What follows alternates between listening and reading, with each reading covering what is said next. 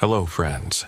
Did you know that nearly 80% of those who watch my videos aren't subscribed? If you enjoy the content, I'd truly appreciate it if you hit that subscribe button. It helps a lot. Also, don't forget to leave a like and share your thoughts in the comments. Your interaction not only supports the channel's growth, but also helps these stories reach more people. Thank you all for being here. By the way, where are you watching from? Let me know in the comments. 23 years on the force teaches you to read people. You learn to spot the liars, the ones hiding something, the desperate ones who'll do anything to protect their secrets. But nothing prepared me for what happened in Maple Heights during the fall of 2019. Nothing prepared any of us for what we found when the Neighborhood Watch program started reporting their findings. My name is Officer Thomas McCarthy. I work patrol for the 47th Precinct in the Northeast Bronx. Been walking beats and answering calls since 1996. Seen everything from domestic violence to gang shootings, drug busts to missing persons. You think you've seen it all until you haven't. It started on a Tuesday morning in October. I remember because the leaves were just starting to turn. That crisp smell in the air that reminds you winter's coming whether you're ready or not. I was partnered with Officer Jennifer Walsh that day, good cop, 15 years experience, the kind of partner you want watching your back when things go sideways. Dispatch crackled over the radio around 9:47 a.m. Unit 2-3, respond to 847 Maple Heights Avenue. Caller reports suspicious activity, possible breaking and entering. Caller identifies as Robert Miller, Neighborhood Watch Coordinator. Walsh keyed the mic. 2 to 3 responding, ETA 8 minutes. Maple Heights was one of those middle-class neighborhoods that had been gentrifying over the past decade. Tree-lined streets, well-maintained houses, the kind of place where people actually knew their neighbors' names. It was also the kind of place where a strong neighborhood watch program made sense. Low crime, engaged residents, people who cared about property values. We pulled up to find Robert Miller waiting on the sidewalk. Mid-50s, glasses, wearing a windbreaker with Neighborhood Watch Coordinator embroidered on the chest. He had that eager look civilians get when they think they've caught something important. "Officers, thank you for coming so quickly," he said, approaching our unit. "I've been observing some very concerning activity at the Henderson place." He pointed to a 2-story colonial across the street. "The family's been away on vacation for 2 weeks, left last Monday. But I've been seeing lights, movement in the windows. Someone's definitely inside." Walsh and I exchanged glances. Standard breaking and entering call. Probably kids or squatters, but we follow protocol. "When did you first notice the activity, Mr. Miller?" I asked, pulling out my notepad. 3 days ago, I keep a log, you understand. Part of our watch program. Tuesday night around 11 p.m., I saw a light in the upstairs bedroom, just for a few minutes. Then, Wednesday, same thing. Last night I decided to call it in." "You're certain the family is away?" "Absolutely. I spoke with Patricia Henderson myself before they left. Family vacation to Florida, 2 weeks. I've been collecting their mail, watering the plants. They're not due back until this coming Sunday." Walsh nodded. "We'll take a look. You should probably wait in your house while we investigate." The Henderson property looked quiet from the outside. No vehicles in the driveway. Newspapers piling up despite Miller's mail collection, that empty look houses get when no one's home. But something felt off. I couldn't put my finger on it at first. We approached the front door. Standard procedure: knock and announce, check for signs of forced entry, listen for movement inside. The door was locked, no scratches around the deadbolt, windows intact. But when I pressed my ear to the door, I heard something. Footsteps. Soft, deliberate. moving across what sounded like hardwood floors. Walsh heard it too. She unclipped her radio. 2 to 3 to Central, we have confirmed movement inside the residence. Requesting backup for forced entry. Copy 2 to 3. Backup unit 2 to 7 en route. We waited. Protocol dictates you don't enter alone unless there's immediate danger. The footsteps had stopped, but now there was something else. A sound I couldn't immediately identify. Rhythmic, like tapping. Unit 2-7 arrived 5 minutes later. Officers David Thompson and Mary Rodriguez, both solid cops. Thompson had his 20 years in. Rodriguez was newer, but sharp. We briefed them quickly. Henderson family's away. Neighbor reports lights and movement for 3 days. We've confirmed someone's inside. Rodriguez checked her gear. Any weapons calls from this address? Outstanding warrants. Clean address. Family's got no record. Thompson approached the front door, tested the handle. Still locked. Back door? We circled around. The backyard was enclosed by a 6-foot privacy fence, well-maintained lawn, children's swing set. The back door was also locked, but here we found our first real evidence of intrusion. Fresh scratches around the deadbolt, tiny metal shavings on the ground. Someone had picked or forced the lock. There's our entry point, Walsh said. Let's call it in. I radioed dispatch while Thompson and Rodriguez positioned themselves. Standard forced entry protocol for suspected burglary. Announce police presence. Give occupants opportunity to surrender, then breach if no response.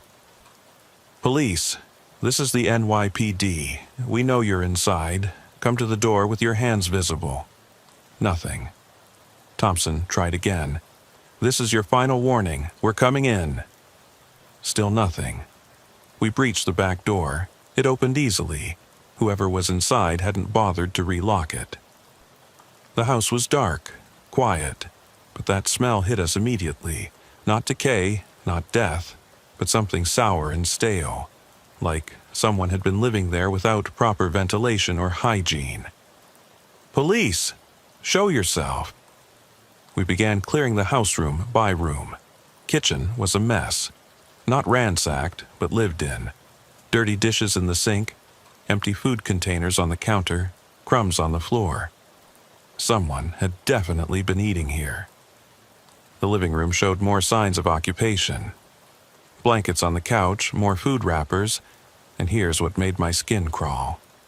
A notebook on the coffee table, filled with handwritten notes. I flipped it open while Rodriguez covered the stairs. The writing was cramped, obsessive. Tuesday, 7:23 p.m., Robert exits house, checks mailbox. Tuesday, 7:31 p.m., Robert returns inside, living room, light, on Tuesday, 8:15 p.m. Robert in kitchen, visible through window. Tuesday, 8:43 p.m., Robert watching TV, blue glow from front window. Page after page of observations about Robert Miller's daily routine. Times he left the house, when lights went on and off. What rooms he occupied. Dozens of entries going back weeks. Thompson, Rodriguez, you need to see this. They came down from the 2nd floor. Upstairs is clear, but there's more stuff up there. Looks like someone's been living in the master bedroom. I showed them the notebook. Rodriguez whistled low. Someone's been watching the watcher. Gets worse, Thompson said. There's photography equipment upstairs. Telephoto lens, tripod set up by the window, direct line of sight to Miller's house. Walsh was checking the basement. Her voice came up the stairs. Officers, we've got a problem down here. The basement had been converted into some kind of surveillance center. Multiple notebooks filled with observations, not just about Miller but about other neighbors too. Patricia and Robert Henderson's vacation schedule was documented in detail. Work schedules for families throughout the neighborhood. Children's school pickup times. Everything you'd need to know to monitor an entire community. But the worst part was the photographs. Hundreds of them, taken with that telephoto lens. Miller in his kitchen making breakfast. Other neighbors getting mail. Walking dogs, children playing in yards. All taken from inside the Henderson house while the family was away. "We need to get Miller out of his house," I said. "Whoever this is, they're obsessed with him specifically." Walsh radioed for additional units and a supervisor. This was escalating beyond a simple B&E. We had stalking, possibly planning for something worse. As we waited for backup, Rodriguez found something else. A detailed floor plan of Miller's house. Hand-drawn, but accurate. Entry points marked, room layouts, even the location of his bedroom window. "How would they get this information?" Rodriguez asked. Thompson was studying the photographs. "Some of these are taken from inside Miller's house. Look at this one. It's his kitchen, but the angle is from inside, looking toward the window where he'd be visible from here." The implication hit us all at the same time. Whoever had been living in the Henderson house hadn't just been watching Miller from a distance. They'd been inside his house too. My radio crackled. 2 to 3, this is 2. Adam 7, I'm your supervisor responding. ETA 3 minutes. Copy, Sarge. Be advised we've got a stalking situation, possibly more serious. Recommend we evacuate the target residence immediately. Copy that. Don't approach the subject residence until I arrive. Sergeant Patricia Williams arrived with 2 additional units. Williams had been my supervisor for 6 years. Tough cop, good instincts. I briefed her on what we'd found. "Jesus Christ," she said, flipping through the notebook. "How long has this been going on?" "Based on the entries, at least 6 weeks, maybe longer. And Miller has no idea?" "He's been reporting the suspicious activity to us. He knew someone was in the Henderson house, but not that he was the target." Williams made the call. "We evacuate Miller now, search his house for signs of entry, then we sit and wait. Whoever this is will probably come back." Getting Miller out of his house proved more difficult than expected. When we approached his door, he was excited to hear about our findings, but reluctant to leave. "You found someone in the Henderson place? I knew it. I've been tracking their movements for days. Let me show you my log." That's when we realized the horrible truth. Miller pulled out his own notebook, filled with detailed observations about the activity in the Henderson house. Times when lights went on and off, movements in windows, patterns of behavior. While Miller had been watching the Henderson house, someone in the Henderson house had been watching him. They were both surveillance logs, both detailed, both obsessive. But Miller's was part of his neighborhood watch duties. The other was something much darker. "Mr. Miller," Williams said carefully, "we need you to come with us right now. Don't pack anything. Don't make any phone calls. We believe you may be in immediate danger." "Danger? What kind of danger?" I showed him the photographs. Pictures of him taken from inside his own house. His face went pale. "Someone's been inside my home?" "We believe so. We need to search your house and we need you somewhere safe while we do it." We relocated Miller to the precinct while crime scene units processed both houses.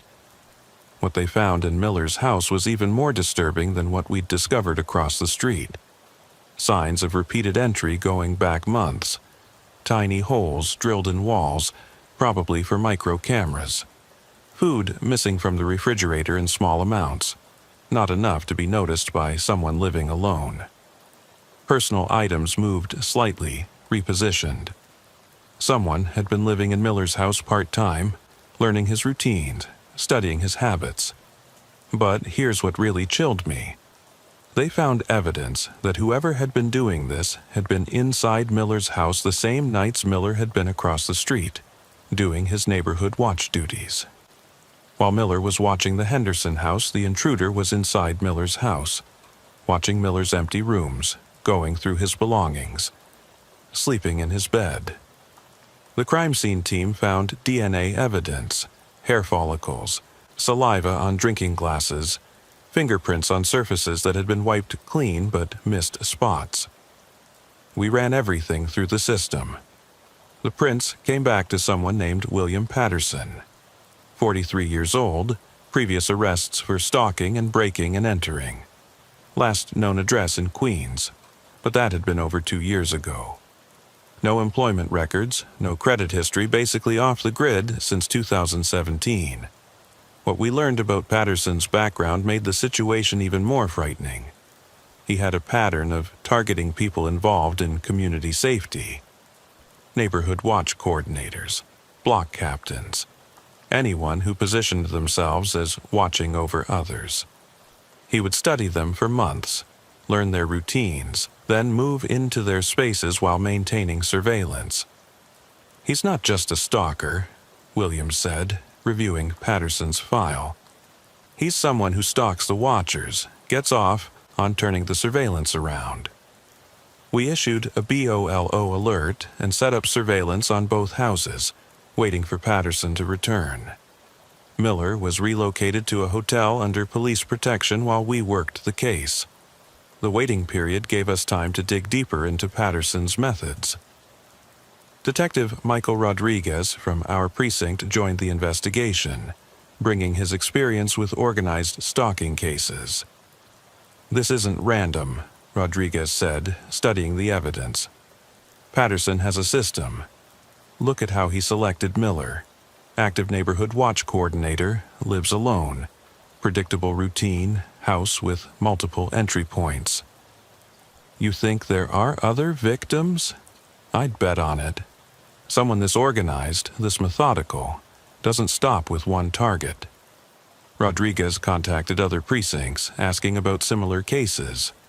Within 24 hours, we had reports of 3 possible related incidents from the past 2 years, all involving community safety volunteers who had reported signs of surveillance or intrusion, but never enough evidence to pursue charges.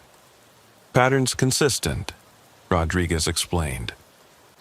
Patterson identifies community watch leaders, studies them extensively, then gradually infiltrates their private spaces while documenting their surveillance activities. But why? What's the end game? Power, control, proving a point. He sees neighborhood watch coordinators as amateur surveillance operators. His game is proving he's better at watching than they are. While we waited for Patterson to surface, we learned more about his background from federal databases. Military service in the 1990s, military police training, some kind of psychological discharge that the records didn't detail. After service, he'd worked as a private investigator until his license was revoked following stalking complaints.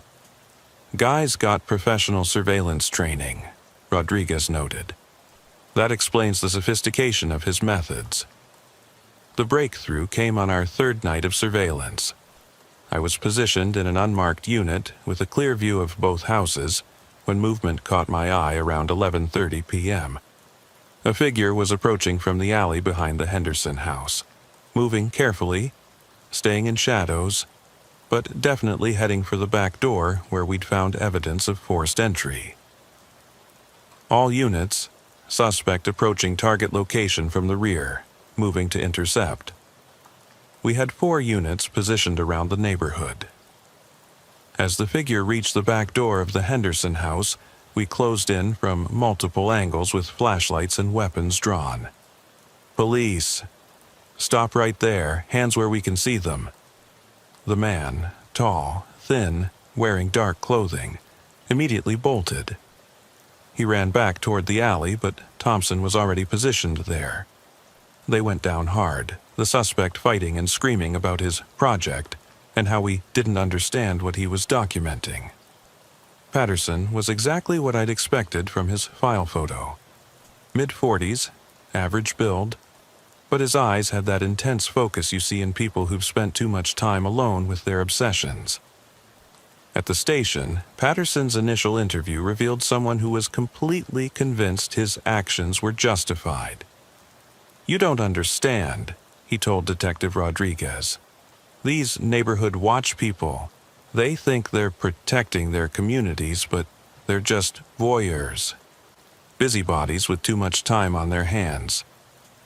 "So you decided to watch them back?" "I decided to show them what real surveillance looks like." Miller thought he was being observant, writing down license plate numbers, noting suspicious activity. But he never noticed that someone was inside his house, documenting his every move. "For how long, William?" Patterson smiled. 6 months.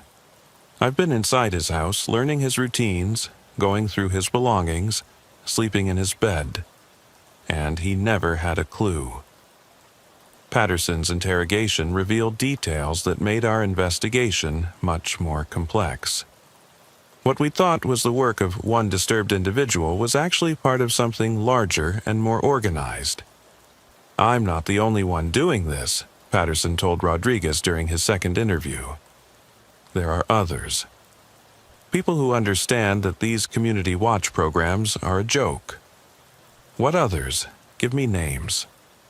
"I don't know their real names. We communicate online, share techniques, compare notes on targets." Rodriguez leaned forward. "You're part of an online network?" "Forum dedicated to urban surveillance techniques. Counter-surveillance, really. Proving that civilian watchers aren't as observant as they think they are." This revelation changed everything. What we'd been treating as an isolated stalking case was potentially part of a coordinated effort targeting community safety programs. Rodriguez contacted Detective Sarah Collins from Manhattan South, who specialized in cybercrime and organized stalking. Collins had been tracking online networks involved in harassment campaigns against public figures. "This fits patterns we've been seeing," Collins told us when she arrived to consult on the case. "Online communities that recruit and train individuals to conduct systematic harassment of specific target groups. How organized are we talking?" "Depends on the network. Some are just informal discussion groups. Others have sophisticated recruitment, training, and coordination systems." Collins worked with Patterson to access the online forums he'd mentioned. What they found was more disturbing than we'd anticipated. The forums were sophisticated operations with multiple layers of security, encrypted messaging, anonymous file sharing, detailed training materials on surveillance techniques. Hundreds of active members discussing ongoing operations against neighborhood watch coordinators across multiple states. "This isn't just harassment," Collins explained. "It's a coordinated intelligence gathering operation, targeting community safety programs." "Intelligence for what purpose?" "That's what we need to find out." Patterson's cooperation gave us access to forum discussions revealing the scope of their activities.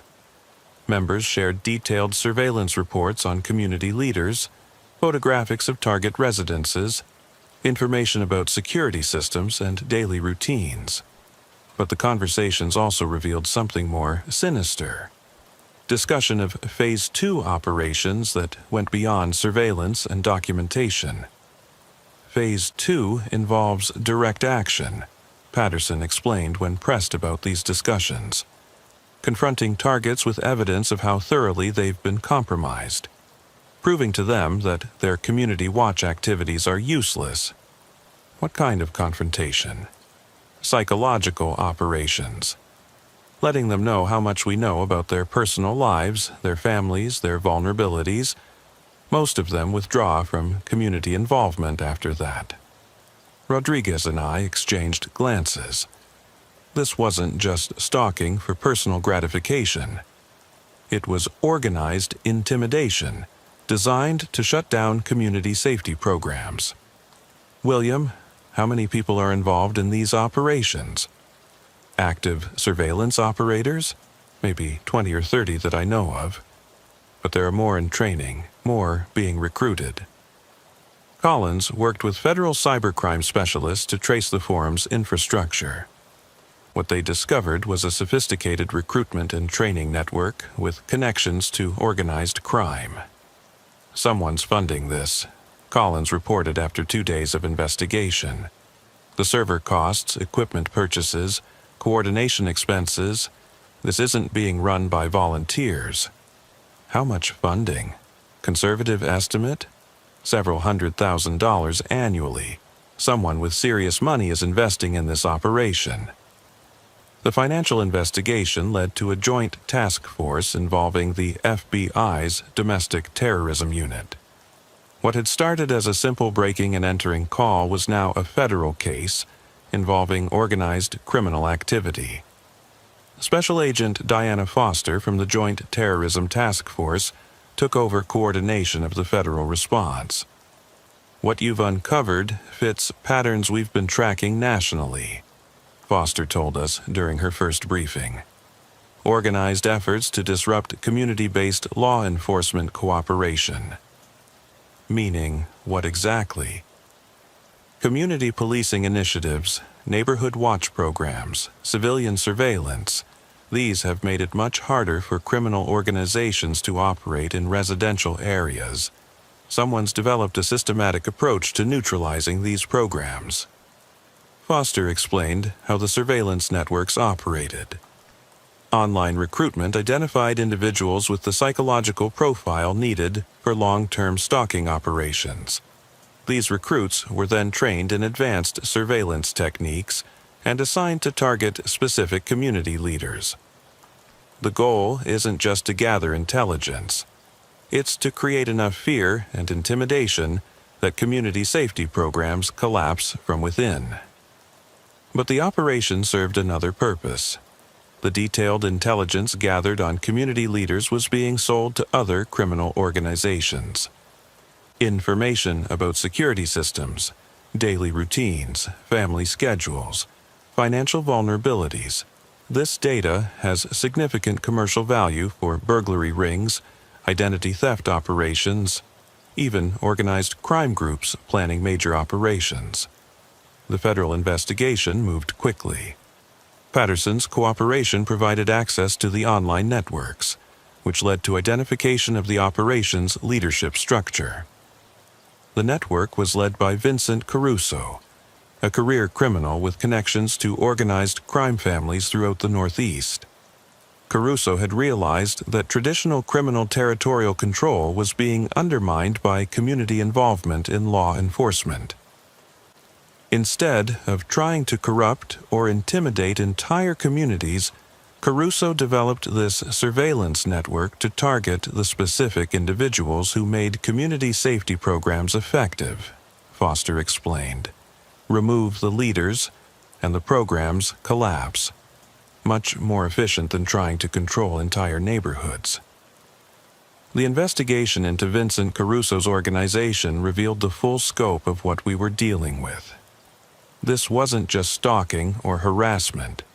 It was a sophisticated criminal intelligence operation designed to undermine community safety programs throughout the Northeast. Agent Foster briefed us on Caruso's background during a joint task force meeting at Federal Plaza. Caruso had been involved in organized crime for over 20 years, specializing in operations that required detailed intelligence gathering and long-term planning. Caruso's organization had been losing territory for years, Foster explained. Every time they tried to establish operations in a new neighborhood, community groups would organize, contact police, pressure local politicians. Traditional intimidation wasn't working anymore, so he developed this surveillance network instead. Exactly. Instead of fighting whole communities, they decided to target the individuals who made community resistance possible. The financial investigation revealed the true scale of Caruso's operation. The surveillance network was generating significant revenue from multiple sources, selling intelligence to other criminal organizations, gathering information for burglary and identity theft operations, and conducting political intelligence for various clients. Conservative estimate, they were generating over $2 million annually from intelligence sales, Foster said. This had become a major profit center. But the operation's primary purpose remained neutralizing community safety programs. The psychological impact on targeted community leaders was devastating enough that most withdrew from civic involvement entirely. Detective Rodriguez had been working with Patterson to identify other victims. The list was extensive and disturbing. We've confirmed at least 37 community leaders who were subjected to surveillance over the past 3 years, Rodriguez reported. Neighborhood watch coordinators, community board members, block captains, anti-crime activists. How many knew they were being watched? Less than half. Most never realized they'd been infiltrated. Only the ones who noticed obvious signs or got careless operators like Patterson ever called police. The victims who had discovered the surveillance described similar experiences to Miller's case. Signs that someone had been inside their homes, personal items moved, food missing in small quantities. Most had assumed they were imagining things or blamed family members. The psychological impact was severe even when victims weren't certain what was happening, Rodriguez continued. Sense of violation, paranoia, withdrawal from community activities. Exactly what the operation was designed to achieve. Agent Foster shared intelligence from other federal investigations, revealing that similar networks were operating in Chicago, Philadelphia, and Los Angeles. This appears to be a coordinated national effort, Foster said. Multiple criminal organizations have developed comparable surveillance networks targeting community safety programs. Are they connected? We believe they share training materials, techniques, and possibly coordination through higher-level organized crime connections. Someone's been spreading this model deliberately. The federal task force began identifying Caruso's key personnel. Patterson had been just one of dozens of surveillance operators, recruited through online forums and trained in advanced stalking techniques. The recruiting coordinator was Anthony Messina, a former private investigator who had developed the online training programs. Messina had created sophisticated psychological assessment tools to identify individuals suitable for long-term surveillance operations. Messina's recruitment process was extremely sophisticated, Foster explained.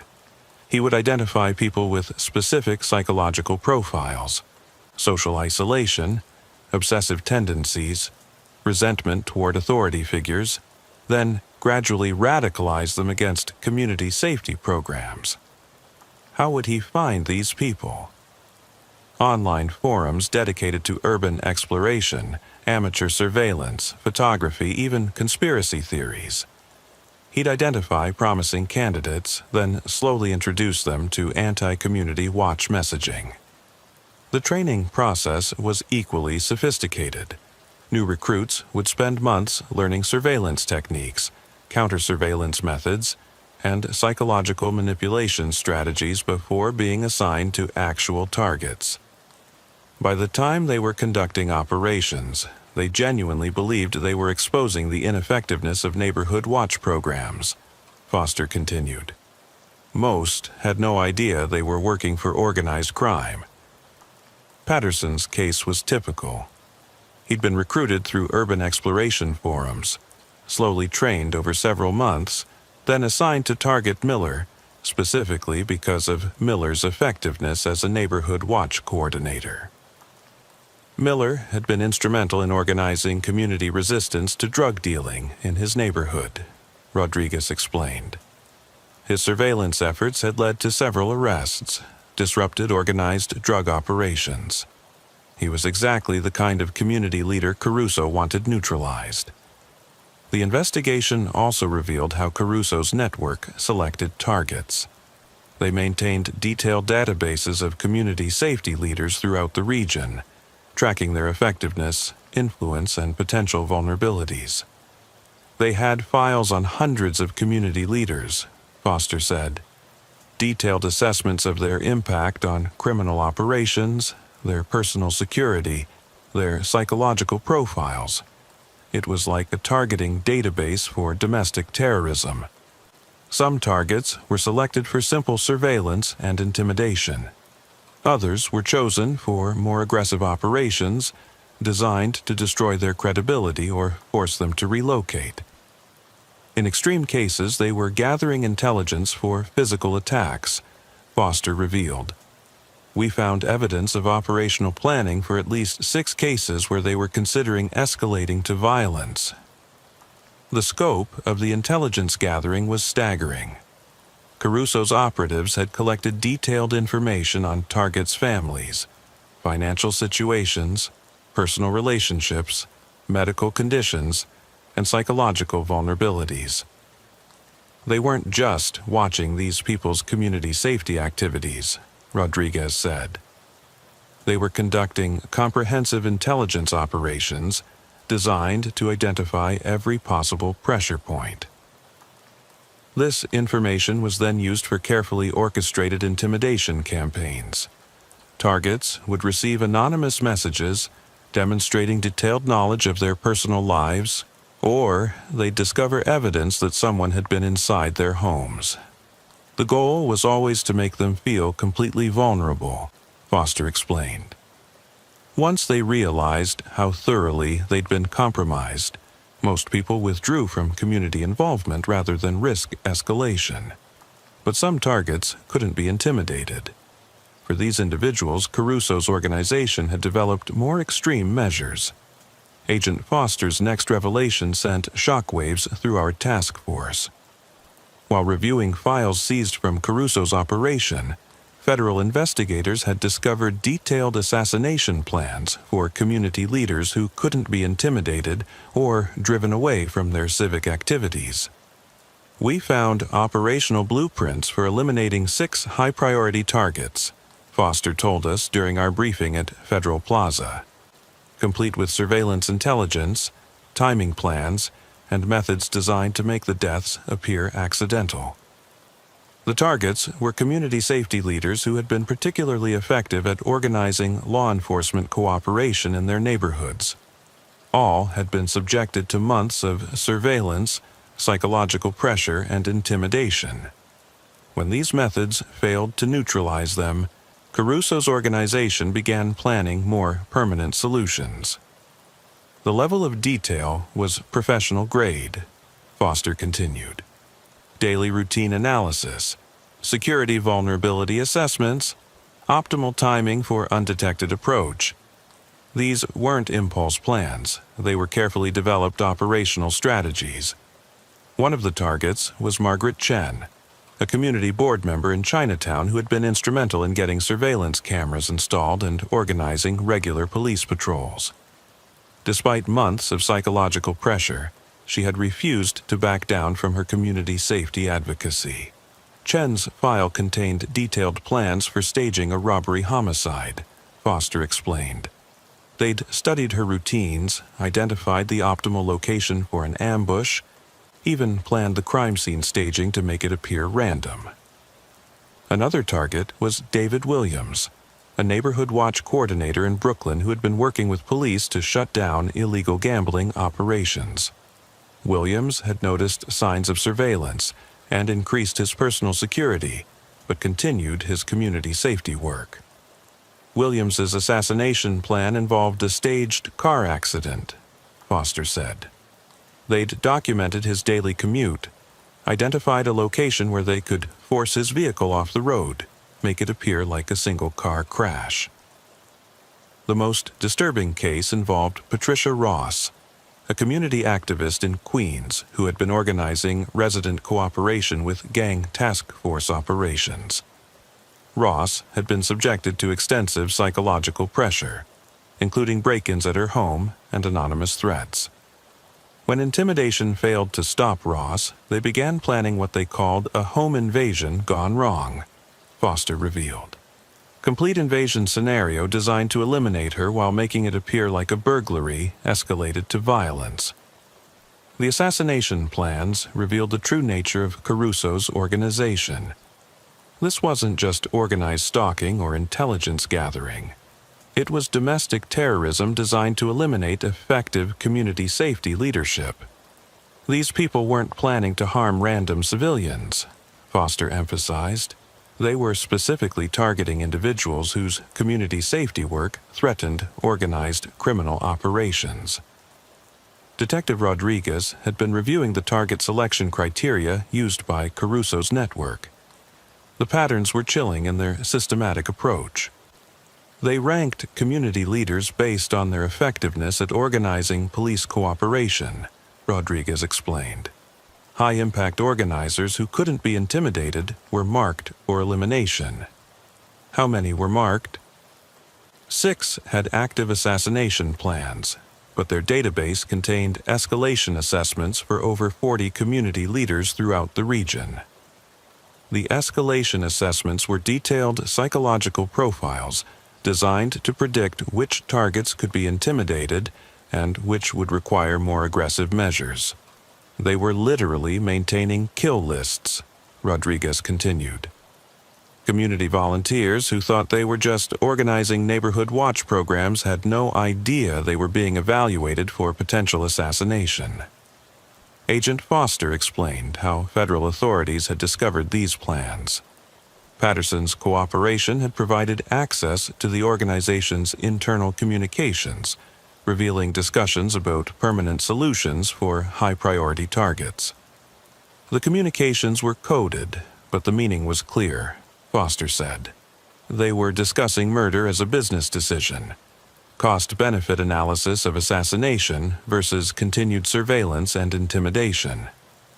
The federal investigation revealed that Caruso's organization had been escalating their operations gradually.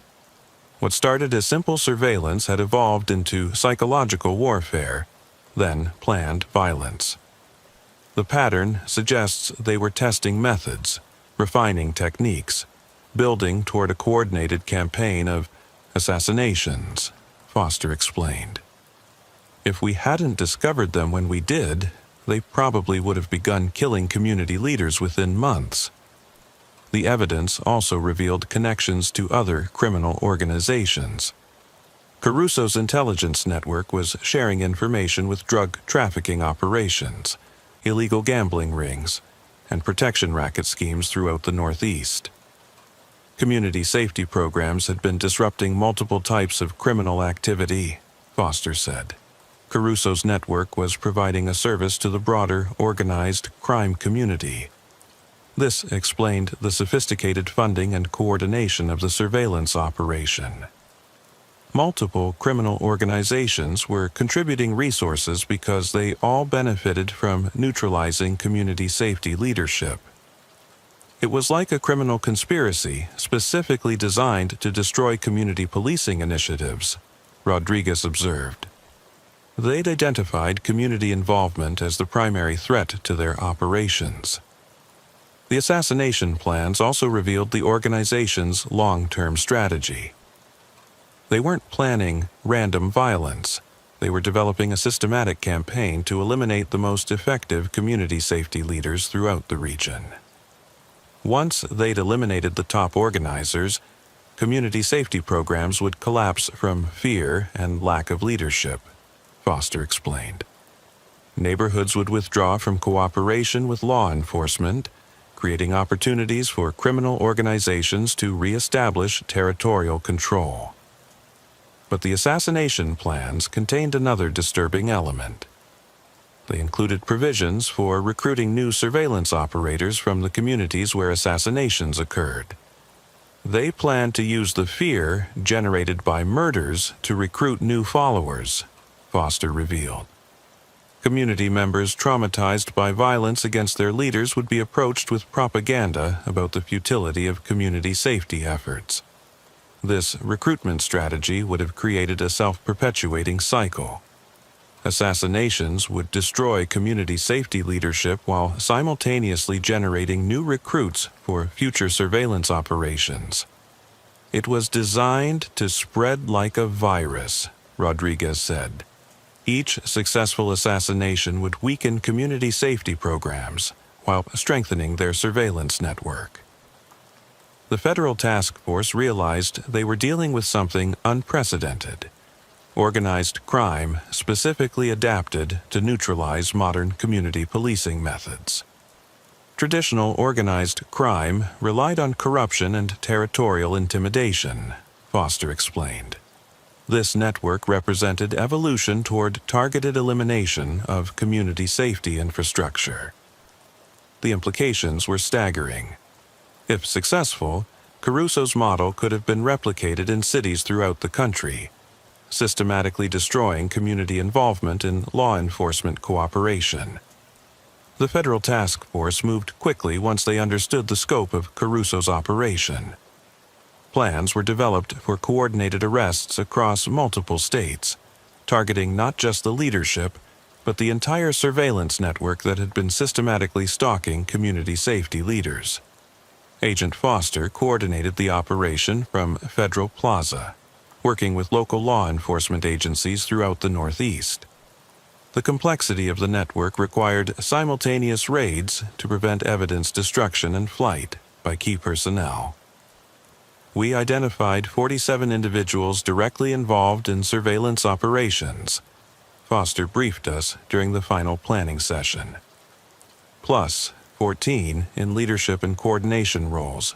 This has to be executed simultaneously or we'll lose half of them. The arrests were scheduled for a Tuesday morning in November 2021. I was assigned to the team arresting Anthony Messina, the recruitment coordinator who had operated under the screen name Silent Eye in the online forums where Patterson had been recruited. Messina lived in a converted warehouse space in Long Island City, Queens. The building had been converted to artist lofts, but Messina was using his unit as a sophisticated surveillance operations center. We breached his door at exactly 6 a.m., coordinated with raids happening simultaneously across 5 states. Messina was awake, apparently monitoring multiple computer screens when we entered. "Anthony Messina, FBI, you're under arrest." Messina's apartment was a revelation. Multiple computer workstations, professional surveillance equipment, detailed files on hundreds of community leaders throughout the Northeast. The walls were covered with organizational charts, surveillance timelines, and photographs taken by his recruited operatives. "You have no idea what you've disrupted," Messina told us during his arrest. "There are community leaders all over this city who think they're safe because they've got neighborhood watch programs. They have no idea how vulnerable they really are. The equipment in Messina's apartment was sophisticated enough to rival professional private investigation firms. High-end cameras with telephoto lenses, electronic surveillance devices, computer systems for coordinating multiple ongoing operations. But the most disturbing discovery was his recruitment files. Detailed psychological profiles on hundreds of individuals who had been assessed as potential surveillance operatives.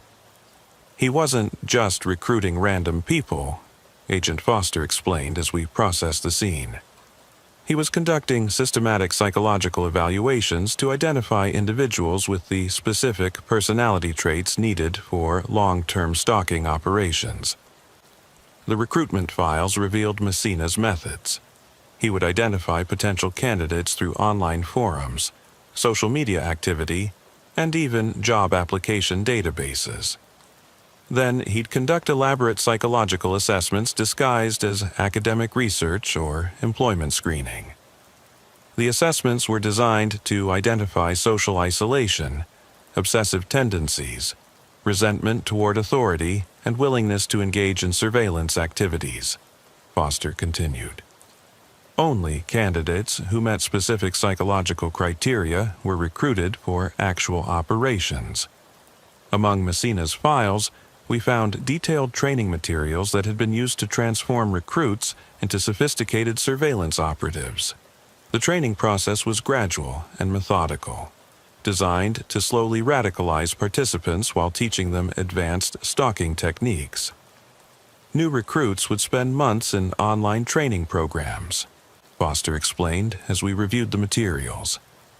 They'd start with basic surveillance theory, gradually move to advanced techniques, then begin practicing on low-priority targets before being assigned to actual community leaders.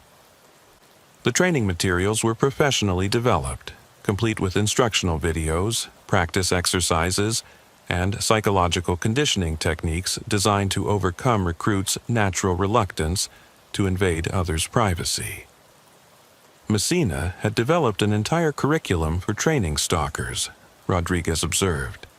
This wasn't amateur hour. It was systematic preparation for criminal activity. But perhaps the most chilling discovery in Messina's apartment was his target database. Detailed files on over 300 community safety leaders throughout the Northeast, complete with threat assessments, operational plans, and elimination criteria. He'd been systematically cataloging every effective community organizer in the region, Foster said, ranking them by their impact on criminal operations, their vulnerability to intimidation, their potential for elimination. The database revealed that Miller's case had been considered a training operation, a low-risk assignment designed to test Patterson's capabilities before moving him to higher priority targets. Miller was selected specifically because he was isolated, predictable, and operating in a low-crime area, Foster explained. They wanted to see how thoroughly Patterson could infiltrate a neighborhood watch coordinator's life without being detected. Meanwhile, across the city, other arrest teams were discovering similar operations centers. Vincent Caruso himself was arrested at his residence in Staten Island, where investigators found the central coordination facility for the entire surveillance network. Caruso's operation was even more sophisticated than Messina's recruitment center. Multiple secure communication systems, financial records showing payments to dozens of surveillance operatives, and detailed intelligence reports from operations throughout the region. Caruso's place looked like a corporate headquarters, reported Detective Lisa Wang from the team that arrested him. Professional office setup, administrative staff, even regular business meetings with department heads. The business records seized from Caruso's operation revealed the financial scope of their activities. Over $2 million in annual revenue from intelligence sales, with detailed accounting of payments to surveillance operatives, equipment purchases, and operational expenses. They were running this like a legitimate business, Wang continued. Formal organizational structure, performance reviews for operatives, even health insurance for full-time surveillance staff. But the most disturbing documents found at Caruso's facility were the escalation protocols, detailed procedures for transitioning from surveillance to intimidation to elimination, complete with decision trees for determining when assassination became necessary. They had bureaucratized murder, Foster observed grimly, systematic procedures for deciding which community leaders should be killed, when, and how. The arrest of the surveillance operatives revealed the true scope of the network. 47 individuals conducting active surveillance operations against community leaders throughout the Northeast.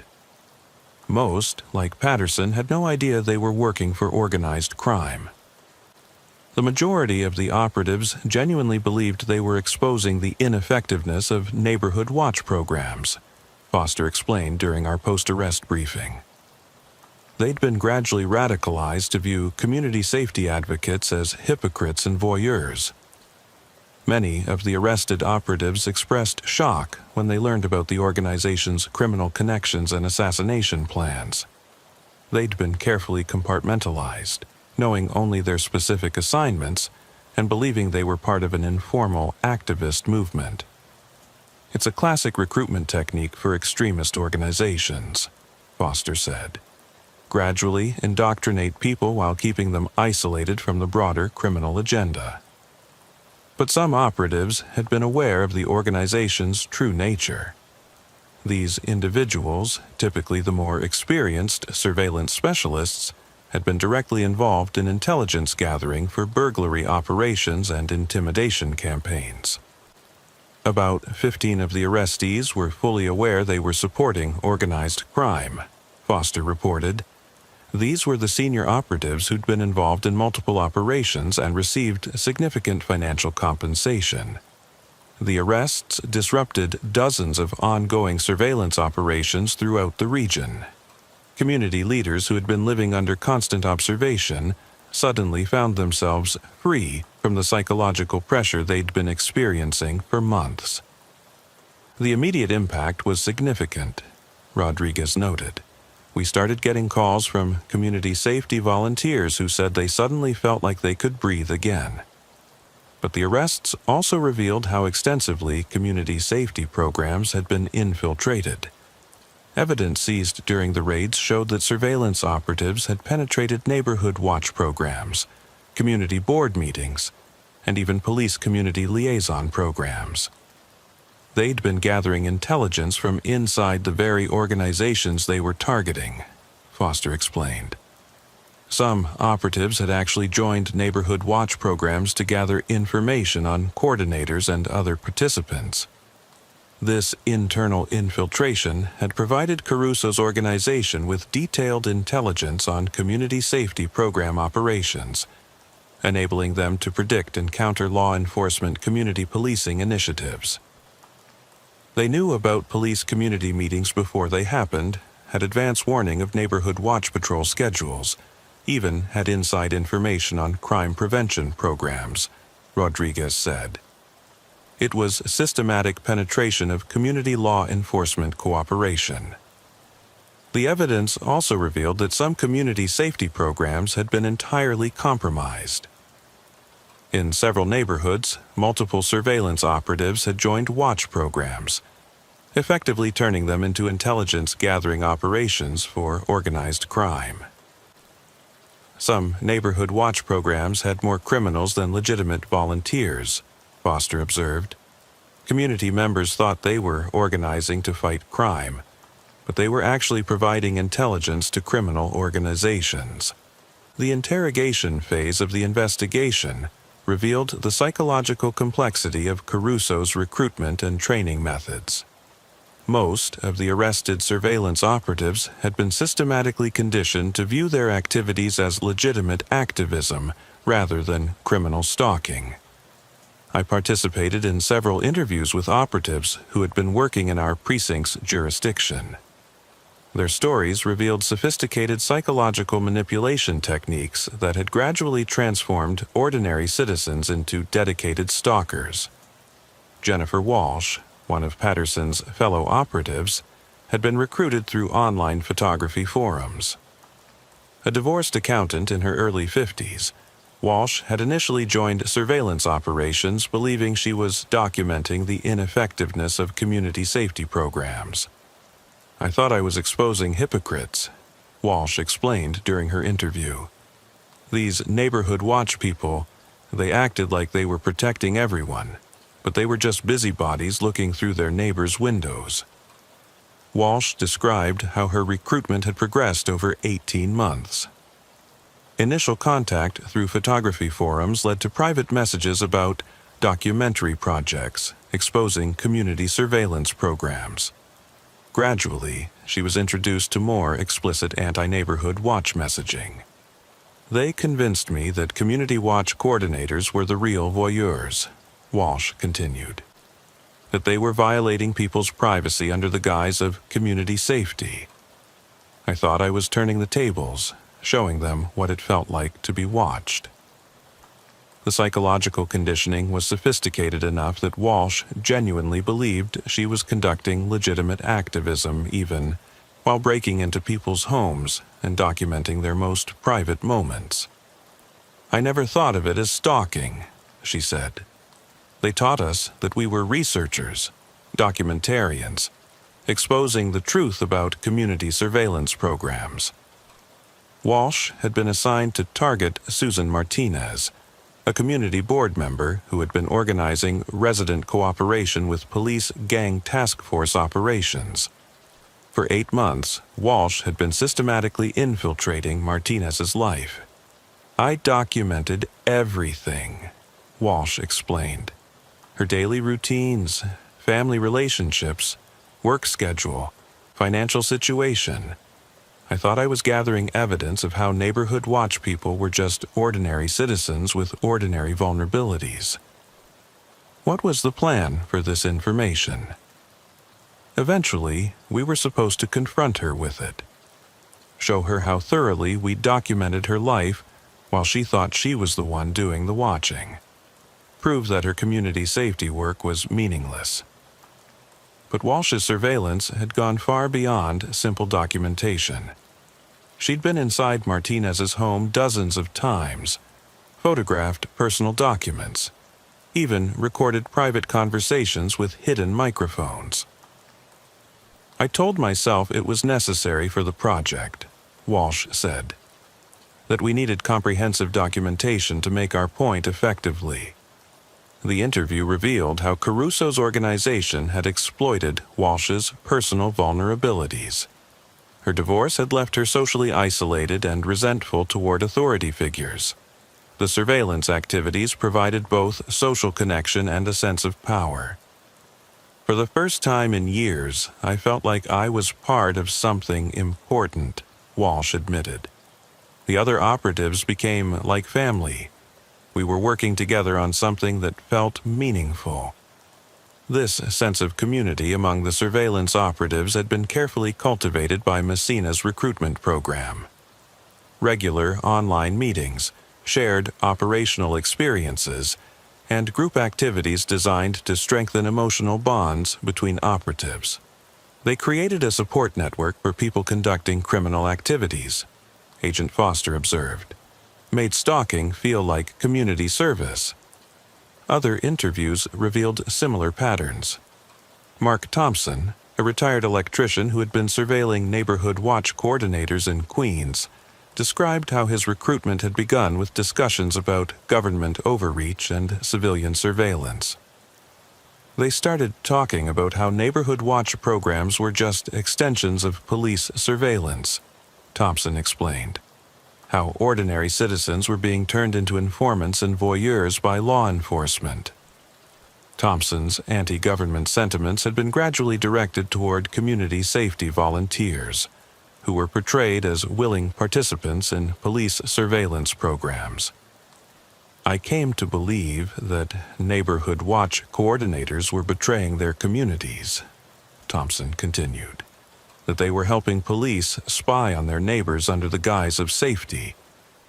This ideological framework had enabled Thompson to justify extensive surveillance activities against David Chen, a community organizer who had been working to improve police-community relations in his neighborhood.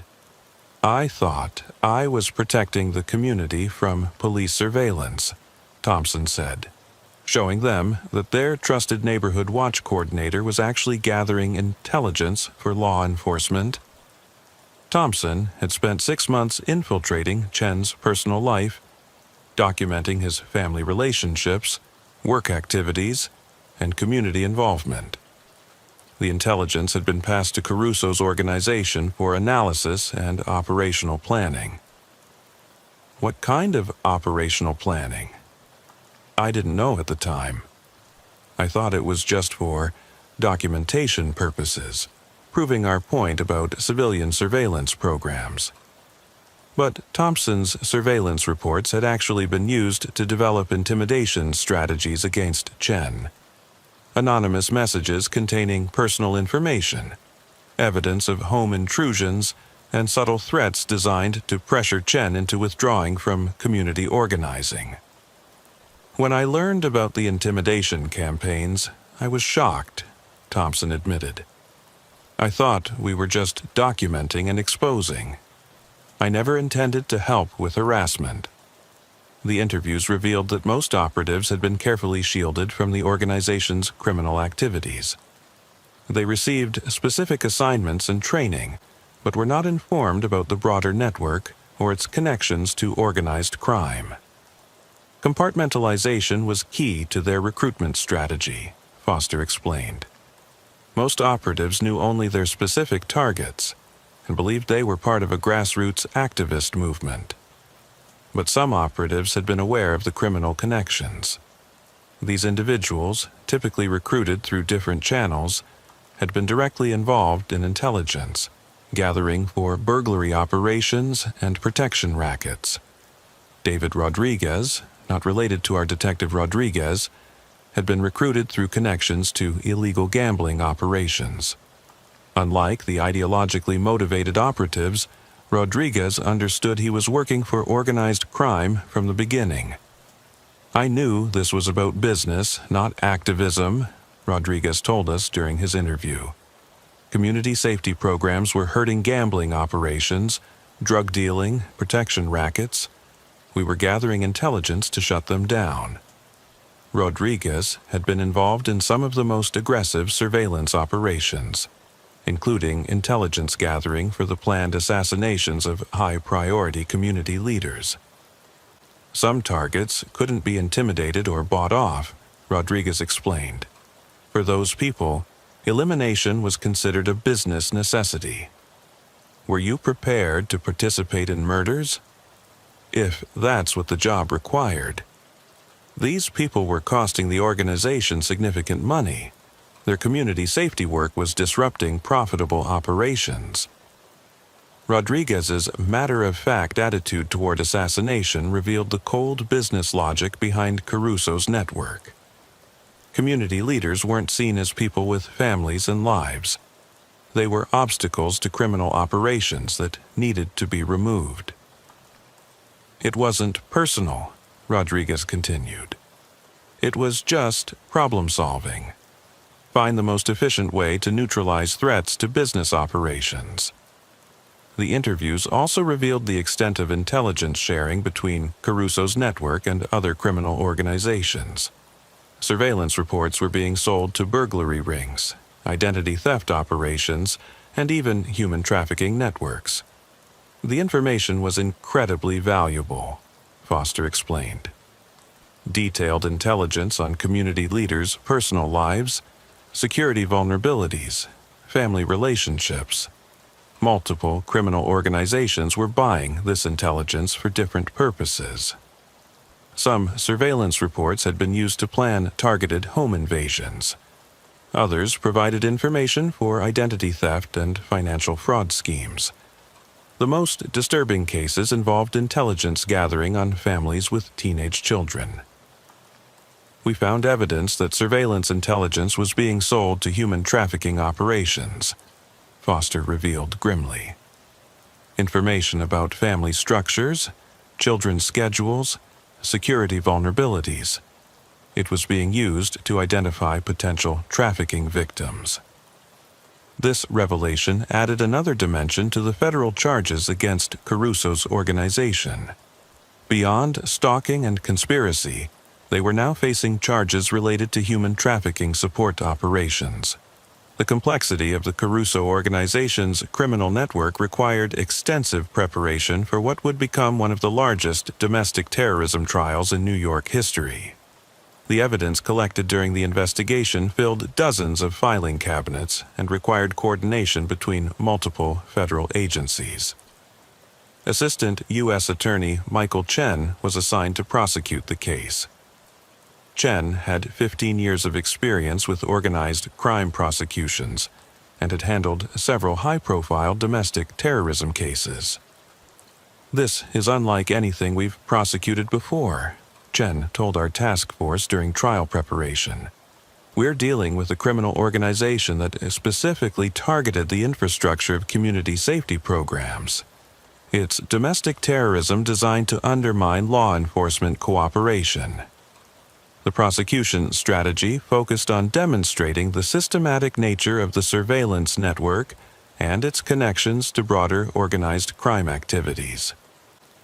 Chen planned to show how individual stalking cases like Patterson's were part of a coordinated campaign against community safety leadership.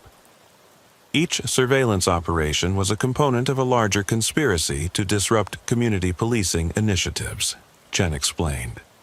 We need to help the jury understand that these weren't isolated incidents, but coordinated attacks on community safety infrastructure. The evidence included thousands of hours of surveillance footage, detailed intelligence reports on community leaders, financial records showing payments to surveillance operatives, and communications between network coordinators. But perhaps the most powerful evidence was the testimony of victims like Robert Miller, who could describe the psychological impact of learning they'd been systematically infiltrated and observed. Miller had initially been reluctant to testify. The trauma of discovering that someone had been living in his house, documenting his private activities, and planning potential escalation had left him deeply shaken. "I don't want to relive it," Miller told Chen during preparation sessions. "I just want to forget the whole thing and move on with my life." But Chen convinced Miller that his testimony was crucial for demonstrating the real-world impact of the surveillance network. "Your experience shows the jury what this conspiracy actually accomplished," Chen explained, "how it destroyed people's sense of security and undermined their willingness to participate in community safety programs." Miller's testimony would be supported by evidence from Patterson's surveillance operation. The photographs, detailed observation logs, and documentation of home intrusions provided concrete evidence of how thoroughly victims had been compromised. Other victims were also reluctant to testify. Susan Martinez, the community board member who had been targeted by Jennifer Walsh, had stopped all community involvement after learning about the surveillance. "I can't trust anyone anymore," Martinez told us during victim interviews. "How do I know who's legitimate and who's gathering intelligence for criminal organizations? I just keep to myself now." Martinez's withdrawal from community organizing was exactly what Caruso's network had intended to achieve. Even without direct intimidation or violence, the psychological impact of the surveillance had effectively neutralized her community safety work. The victim's testimony will show the jury how the conspiracy succeeded in its goals, Chen explained. Even when targets weren't physically harmed, the surveillance operations achieved their purpose of disrupting community safety programs. The prosecution also planned to present evidence of the network's connections to other criminal activities. Financial records showed that surveillance intelligence had been sold to multiple criminal organizations throughout the Northeast. "We can demonstrate that this wasn't just stalking for personal gratification," Chen said. "This was a criminal enterprise generating significant revenue by undermining community safety initiatives and selling intelligence to other criminal organizations." The evidence of planned assassinations would be crucial for demonstrating the ultimate goals of the network. Chen planned to show how surveillance operations were designed to escalate to violence when intimidation failed. "The assassination plans show the conspiracy's true nature," Chen explained. "This was organized terrorism against community leaders, designed to eliminate effective opposition to criminal operations." But the defense attorneys were preparing their own strategy. Many of the surveillance operatives had been recruited through ideological manipulation rather than direct criminal intent. Patterson's attorney, Maria Santos, planned to argue that her client had been victimized by sophisticated psychological manipulation. William Patterson genuinely believed he was conducting legitimate activism, Santos explained during pretrial hearings. He was systematically deceived and manipulated by a criminal organization that exploited his personal vulnerabilities. Santos planned to present expert testimony about recruitment and indoctrination techniques used by extremist organizations. "My client was essentially brainwashed," Santos argued. "He was isolated, vulnerable, and systematically conditioned to view stalking activities as community service." Similar defense strategies were being prepared for other operatives who had been recruited through ideological manipulation. Their attorneys argued that sophisticated psychological conditioning had made them unwitting participants in criminal activities. But the defense strategy was more challenging for operatives like David Rodriguez, who had understood the criminal nature of their activities from the beginning. Rodriguez's attorney, Frank Torino, planned to argue for reduced sentences based on cooperation with federal investigators. "My client provided substantial assistance to law enforcement," Torino argued. His cooperation was crucial for understanding the full scope of the criminal network. The prosecution was willing to consider reduced sentences for operatives who had provided significant cooperation, but Chen insisted that all participants needed to face serious consequences. Even the operatives who were manipulated still committed serious crimes, Chen explained. They invaded people's homes, stalked community leaders, participated in psychological terrorism. Good intentions or manipulation don't excuse criminal behavior. The trial preparation also revealed the challenge of protecting community leaders who had been targeted by the network. Even with the organization dismantled, many victims remained fearful that other criminal groups might target them. The psychological impact extends far beyond the individual victims, Agent Foster observed. Community leaders throughout the region are now aware that their safety work makes them potential targets for criminal surveillance. Some community safety programs had disbanded entirely after learning about the surveillance network. Others had implemented security measures that made it difficult to maintain the open, accessible approach that made neighborhood watch programs effective. "It's exactly what the conspiracy was designed to achieve," Chen noted. "Even after we've arrested the perpetrators, they've succeeded in disrupting community safety programs through fear and paranoia."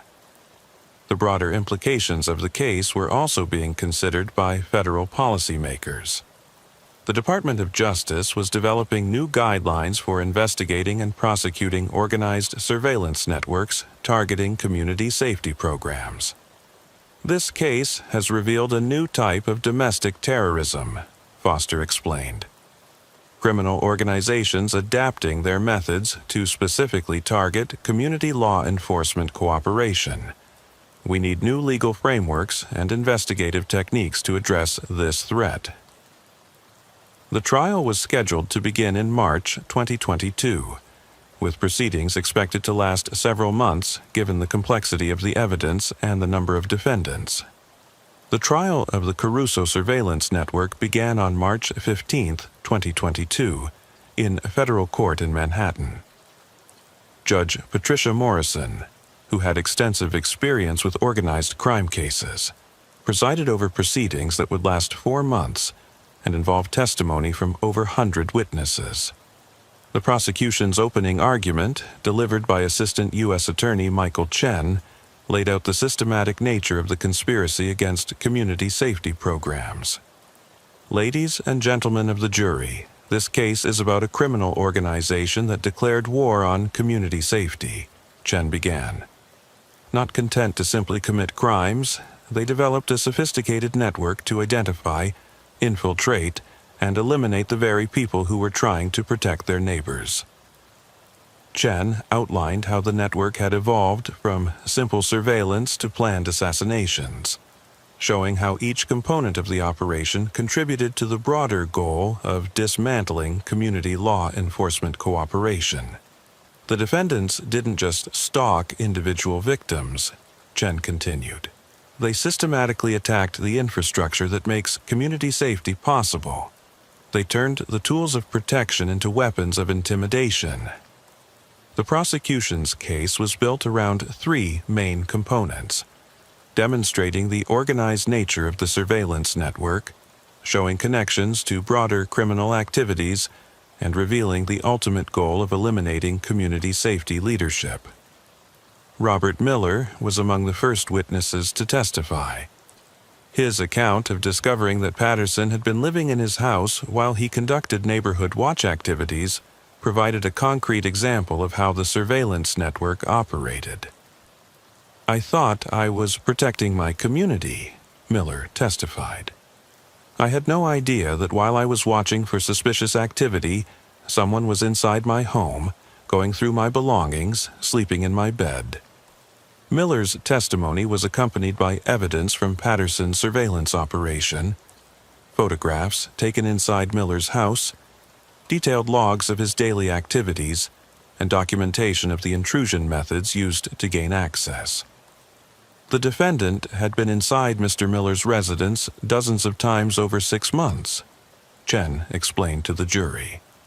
He knew Mr. Miller's routines better than Mr. Miller knew them himself. Cross-examination by Patterson's defense attorney focused on the psychological manipulation that had led to his participation in the surveillance network. "Isn't it true that Mr. Patterson genuinely believed he was conducting legitimate research?" asked Maria Santos. "I don't know what he believed," Miller replied. "I only know that he violated my home, my privacy, my sense of security. The impact on my life has been devastating, regardless of his motivations." Susan Martinez provided similarly powerful testimony about the psychological impact of learning she had been systematically surveilled by Jennifer Walsh. "I stopped going to community board meetings," Martinez testified. "I stopped organizing neighborhood watch activities. I couldn't trust anyone anymore. How do you know who's legitimate and who's gathering intelligence for criminals?"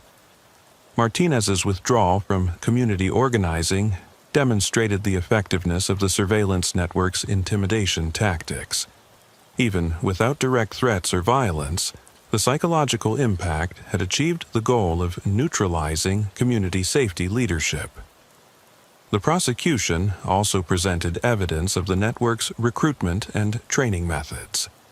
Anthony Messina's detailed training materials showed how recruits were gradually conditioned to view stalking activities as legitimate activism. "These weren't random crimes," Chen explained. "This was systematic preparation of individuals to conduct sophisticated surveillance operations against community leaders." Expert witnesses testified about the psychological techniques used to recruit and indoctrinate surveillance operatives. Dr. Sarah Williams, a forensic psychologist with expertise in extremist recruitment, explained how vulnerable individuals were identified and gradually radicalized. The recruitment process exploited specific psychological vulnerabilities, Dr. Williams testified: social isolation, economic frustration, resentment toward authority figures. The defendants used sophisticated manipulation techniques to transform these vulnerabilities into criminal behavior. The prosecution's evidence of planned assassinations provided the most dramatic moments of the trial. Detailed operational plans for eliminating community leaders who couldn't be intimidated were presented to show the ultimate goals of the conspiracy. "These weren't vague threats," Chen emphasized. "These were detailed blueprints for murder, surveillance intelligence, timing plans, methods designed to make deaths appear accidental. The defendants were prepared to kill community volunteers to protect their criminal operations." The financial evidence demonstrated the commercial nature of the surveillance network. Records showing payments to operatives, equipment purchases, and intelligence sales to other criminal organizations revealed the systematic funding of the conspiracy. "This wasn't ideology or activism," Chen argued. "This was a business. The defendants were generating millions of dollars by attacking community safety programs and selling intelligence to other criminal organizations." The defense strategy varied significantly among the different defendants. Caruso's attorney argued that the prosecution had failed to prove his client's direct involvement in specific surveillance operations. "Vincent Caruso is a businessman," argued defense attorney Robert Patterson. "The prosecution wants you to believe he was the mastermind of this alleged conspiracy, but they haven't provided evidence of his direct participation in any surveillance activities." but the financial records and communications evidence clearly established Caruso's leadership role in coordinating and funding the surveillance network. Messina's defense focused on his role as a trainer rather than an operational leader. His attorney argued that recruiting and training activities didn't constitute direct participation in stalking crimes. Anthony Messina provided educational services, argued defense attorney Linda Chen. Teaching surveillance techniques isn't illegal. The prosecution is trying to criminalize knowledge rather than actions. However, the prosecution demonstrated that Messina's training programs were specifically designed to prepare individuals for criminal stalking activities, making him a conspiracy participant rather than merely an educator. The defense strategy for the surveillance operatives focused heavily on the psychological manipulation they had experienced during recruitment and training. Patterson's attorney presented expert testimony about indoctrination techniques used by extremist organizations. William Patterson was systematically deceived and manipulated, argued Maria Santos. He was led to believe he was conducting legitimate activism rather than criminal stalking. Dr. Michael Rodriguez, a clinical psychologist specializing in extremist psychology, testified about the sophisticated conditioning techniques used by the surveillance network. The defendants employed classic indoctrination methods, Dr. Rodriguez explained. Gradual introduction of extremist ideology, social reinforcement for compliance, isolation from contrary viewpoints. These techniques can override normal moral constraints. But the prosecution countered with evidence of the operatives' sophisticated criminal activities. The detailed nature of their surveillance operations, the professional quality of their intelligence gathering, and their ability to avoid detection for months suggested conscious criminal intent rather than naive manipulation. These defendants weren't confused activists, Chen argued during closing arguments. They were skilled criminals who conducted sophisticated surveillance operations against community leaders. The evidence shows deliberate criminal behavior, not innocent manipulation. The jury deliberated for 6 days before returning verdicts on all defendants. The complexity of the case and the number of different charges required careful consideration of each defendant's role in the conspiracy. Vincent Caruso was convicted on all counts: conspiracy to commit stalking, racketeering, conspiracy to commit murder, and operating a criminal enterprise. The jury found that he had been the principal organizer and financier of the surveillance network. Anthony Messina was convicted of conspiracy to commit stalking, racketeering, and training individuals for criminal activities. The jury determined that his recruitment and training programs were integral components of the criminal conspiracy.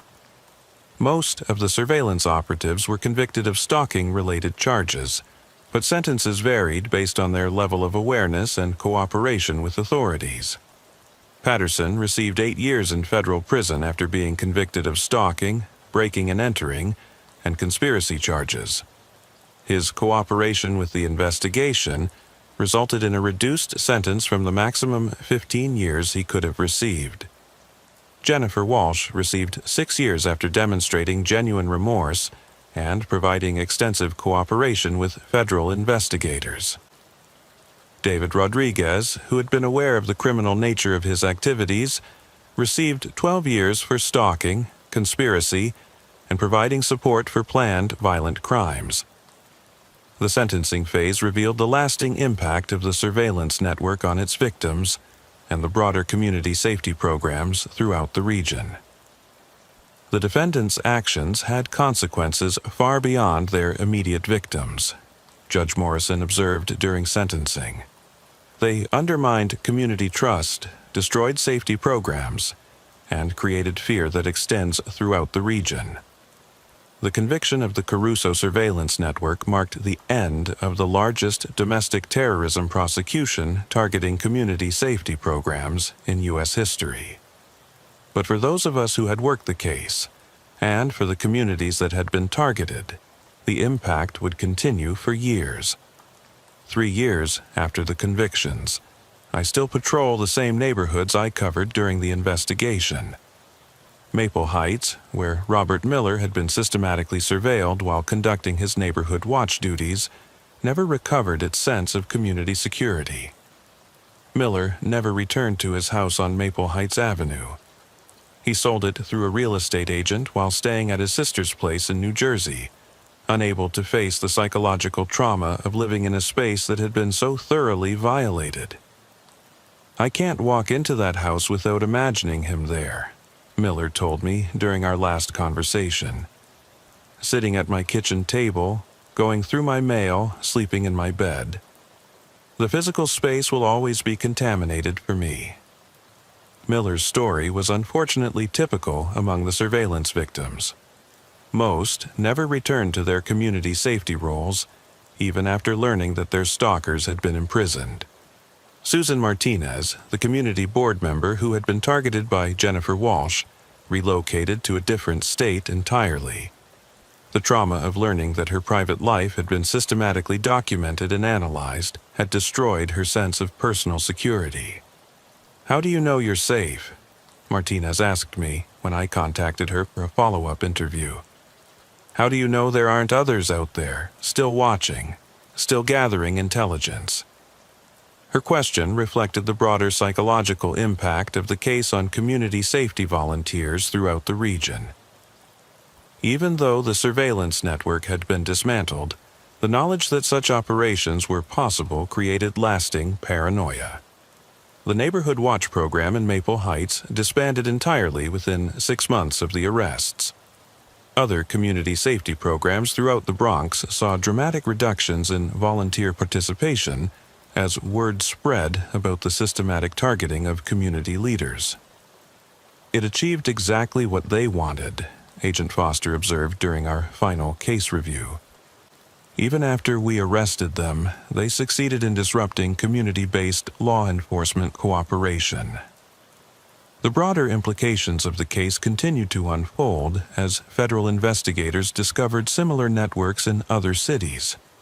The model developed by Caruso's organization had been shared with criminal groups in Chicago, Philadelphia, and Los Angeles. This represented a new evolution in organized crime, Foster explained. Instead of fighting entire communities, they learned to identify and neutralize the specific individuals who made community resistance possible. The federal response included new guidelines for investigating organized surveillance networks targeting community safety programs. The Department of Justice developed training materials for local law enforcement agencies to help them recognize signs of systematic targeting of community leaders. But the defensive measures proved challenging to implement. The very openness and accessibility that made community safety programs effective also made them vulnerable to infiltration and surveillance. "How do you protect community leaders without destroying the community-based nature of their work?" Foster asked during a conference on domestic terrorism prevention. "Secrecy and security measures undermine the transparency that makes Neighborhood Watch programs effective." Some communities attempted to address the problem by rotating leadership responsibilities, making it harder for surveillance networks to identify consistent targets. Others implemented background checks for community safety volunteers, but this created barriers to participation that reduced overall community involvement. The most lasting impact may have been the change in how community safety advocates thought about their personal security. Before the Caruso case, most Neighborhood Watch coordinators and community board members never considered that their civic involvement might make them targets for systematic surveillance. The psychological impact extends far beyond the specific victims, Dr. Sarah Williams observed during a follow-up study. Community leaders throughout the country now understand that their safety work carries personal risks they hadn't previously considered. This awareness created a chilling effect on community safety participation. Many potential volunteers decided that the personal risks outweighed their desire to help protect their neighborhoods.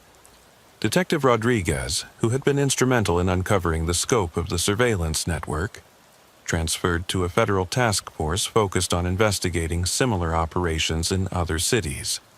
This is the future of organized crime, Rodriguez told me before his transfer. They've learned that it's more efficient to neutralize community safety leadership than to fight entire communities. Rodriguez's new assignment involved tracking online recruitment networks similar to those used by Messina to identify and train surveillance operatives. The recruitment and training infrastructure is still active, Rodriguez explained. We shut down Caruso's network, but others have learned from their methods and developed more sophisticated approaches. Federal cybercrime specialists continued monitoring online forums where recruitment for surveillance operations was suspected to occur. But the networks had adapted, using more sophisticated encryption and security measures. They learned from Caruso's mistakes, Detective Wang from Cybercrimes explained. New networks are much harder to penetrate and investigate. The financial investigation revealed that Caruso's network had been part of a broader ecosystem of criminal intelligence gathering operations. The intelligence they gathered on community leaders was being shared with multiple criminal organizations throughout the Northeast. We disrupted one network, but the demand for this type of intelligence remains, Agent Foster noted. Other criminal organizations are likely developing their own surveillance capabilities.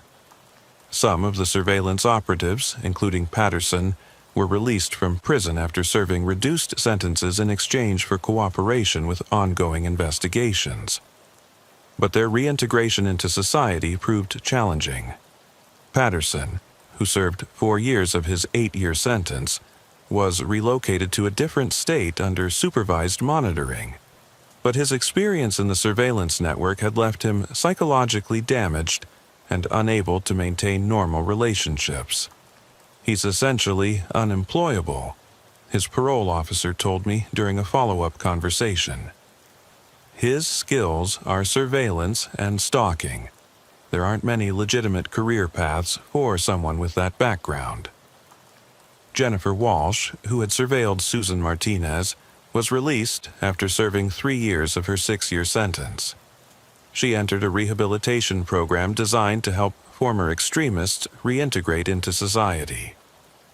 The psychological conditioning was so thorough that it took years of therapy to help her understand the criminal nature of her activities, explained Dr. Williams, who consulted on Walsh's rehabilitation.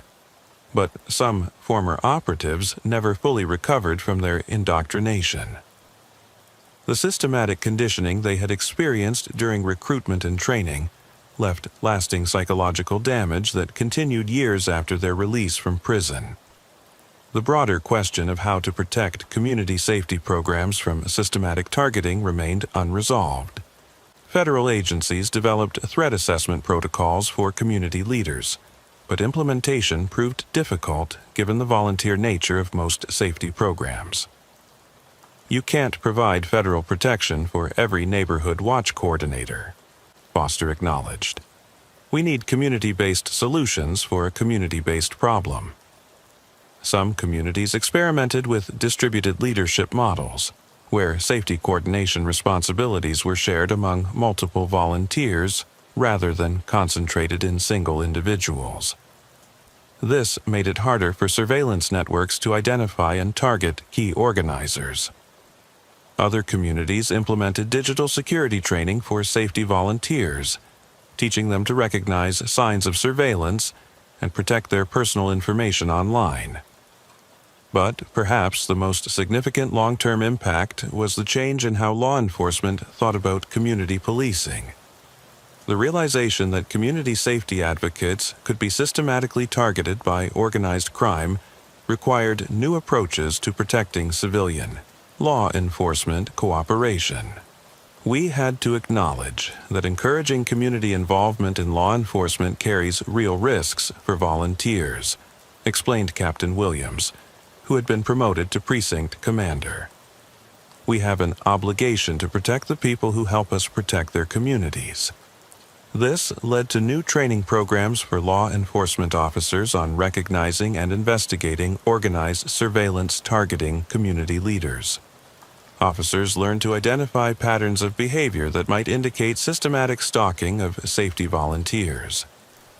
We realized we hadn't been taking these reports seriously enough, Williams continued. When community leaders reported signs of surveillance or intrusion, we often dismissed it as paranoia or coincidence. The case also changed how federal agencies tracked domestic terrorism threats. The targeting of community safety infrastructure was now recognized as a specific category of domestic terrorism, requiring specialized investigation techniques. Traditional domestic terrorism focused on government targets or symbolic attacks, Foster explained. This network showed us that terrorists can achieve their goals by systematically dismantling community safety infrastructure. 5 years after the arrests, I still think about the broader implications of the case when I respond to neighborhood watch reports. Every community safety volunteer I encounter knows they might be taking personal risks by organizing their neighbors to cooperate with law enforcement. The fear is still there, one neighborhood watch coordinator told me recently. Every time I organize a community meeting, I wonder who's taking notes for the wrong reasons. But despite the fear, many communities have maintained their safety programs. The alternative, abandoning community involvement in law enforcement, would hand criminal organizations exactly what they wanted. We can't let them win by being afraid to organize, another community leader explained. But we also can't pretend the risks don't exist. The balance between community engagement and personal security remains delicate. Communities throughout the region continue to struggle with maintaining effective safety programs while protecting the volunteers who make them possible. The question Robert Miller asked me during the early stages of the investigation continues to resonate. How can you protect your neighborhood when you can't even protect yourself? I still don't have a complete answer, but I know that the alternative, allowing fear to destroy community cooperation with law enforcement, would give criminal organizations exactly what they want. The Caruso case taught us that the very qualities that make community safety programs effective, openness, accessibility, volunteer leadership, also make them vulnerable to systematic targeting by sophisticated criminal networks. But it also showed us something else.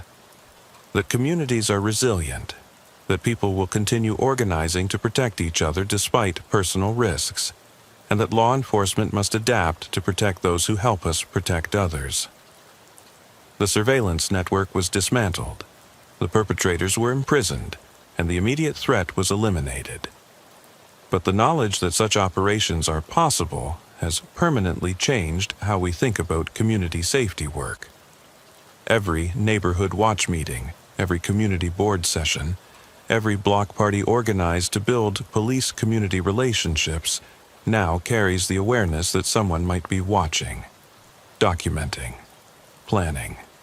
It's the new reality of community policing, Agent Foster observed during our final case review.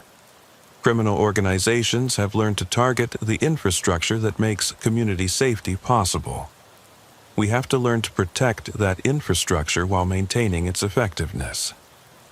The case files remain in federal storage, evidence of what happened when criminal organizations declared war on community safety programs. But the real evidence is in the empty houses where families used to feel secure, the disbanded watch programs, the community leaders who chose silence over service. Sometimes the most effective terrorism isn't the kind that makes headlines.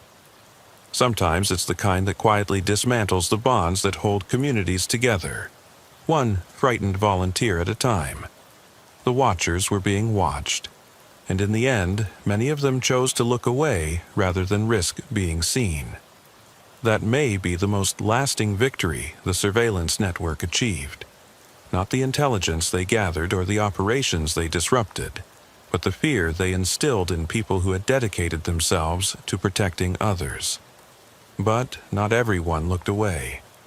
Some community leaders, understanding the risks, chose to continue their safety work despite knowing they might be targets.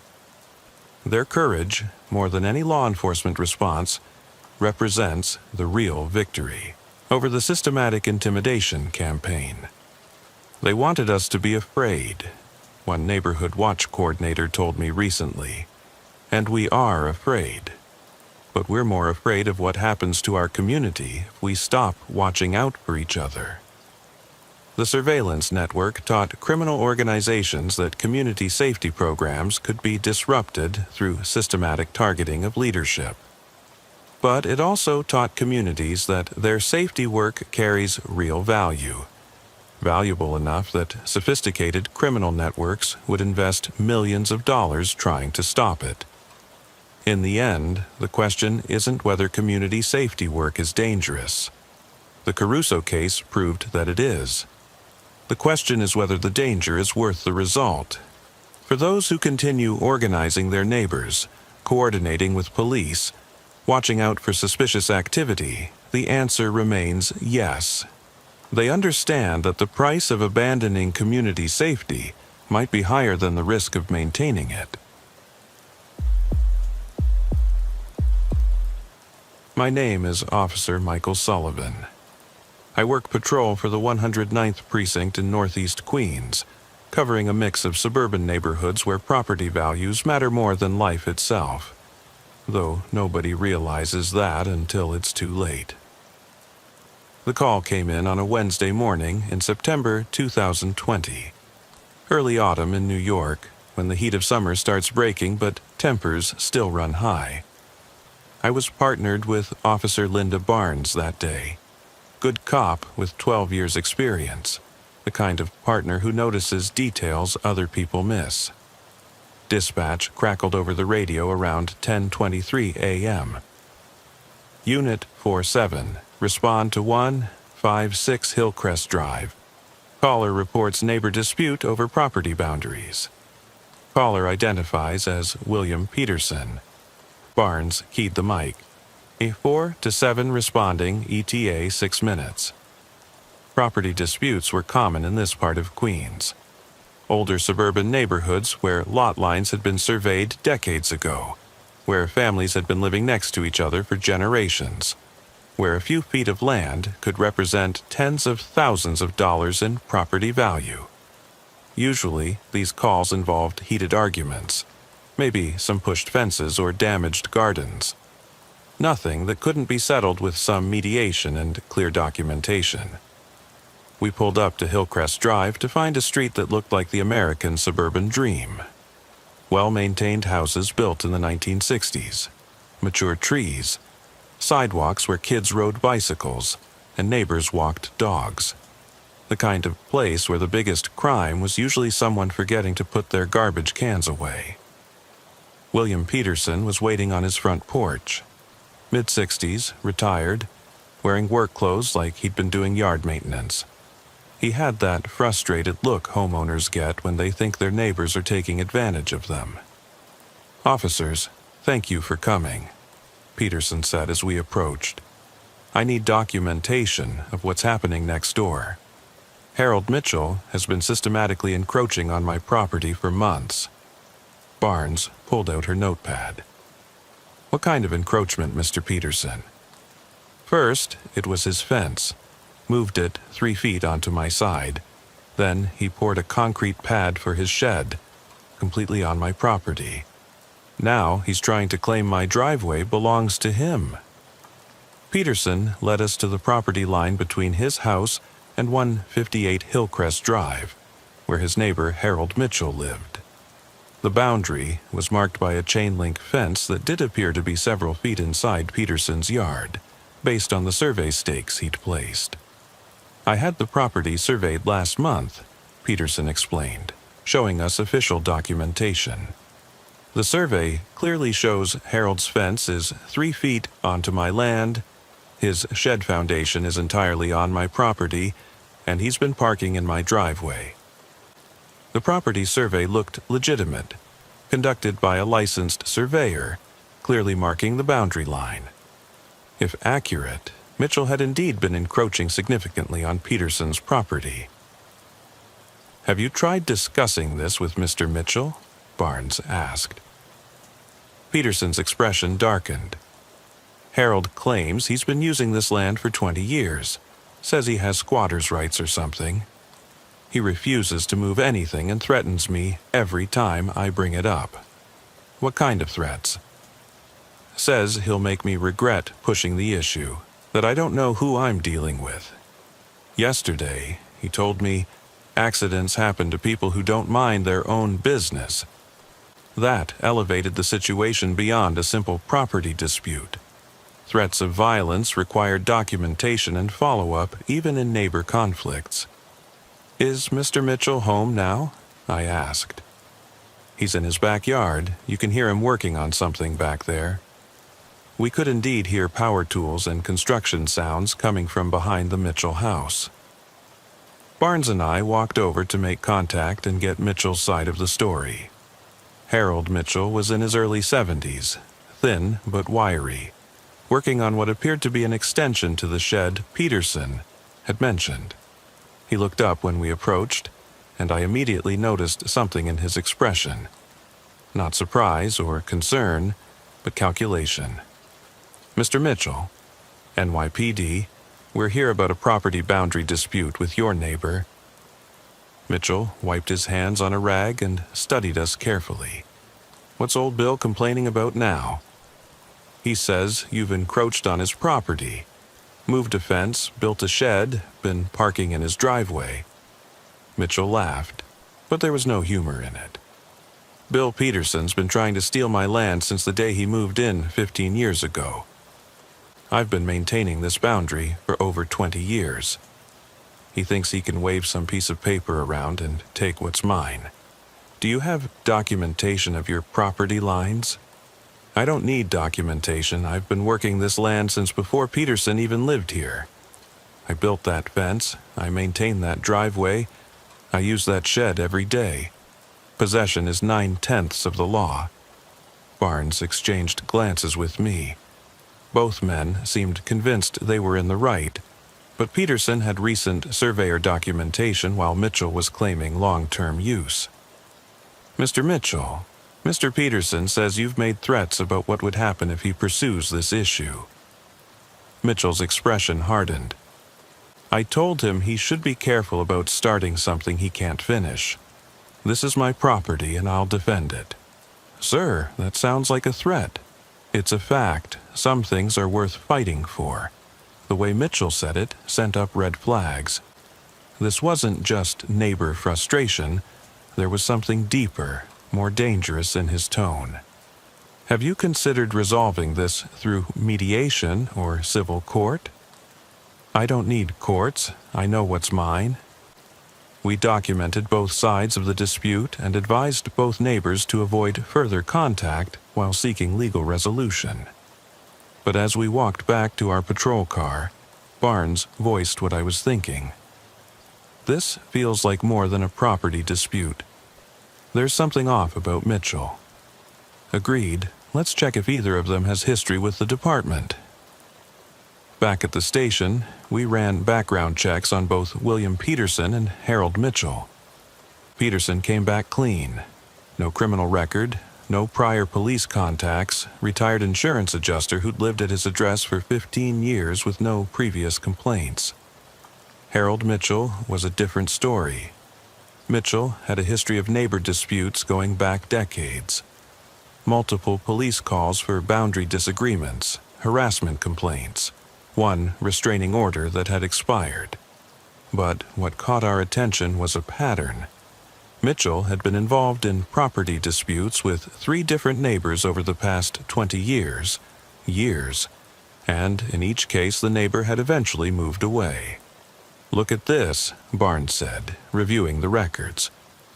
1998, dispute with neighbors at 742 Oak Street. 2003, harassment complaints from neighbors at 89 Maple Avenue. 2015, restraining order filed by neighbors at 23 Pine Road. In every case, Mitchell claimed the neighbors were encroaching on his property. And, in every case, the neighbors eventually sold and moved? All three families sold their houses and left within 2 years of the initial disputes. That was unusual.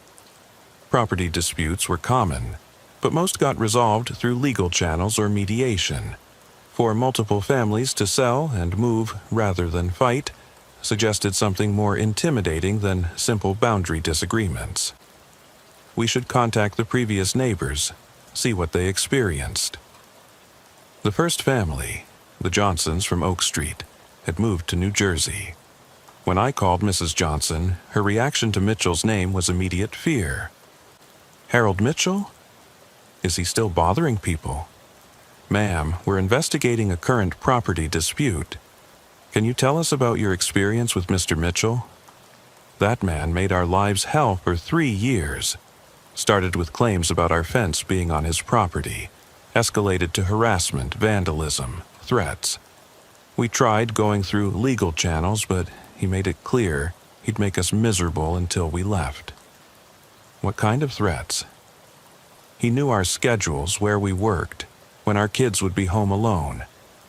He'd call our employers, file false police reports, follow us when we left the house.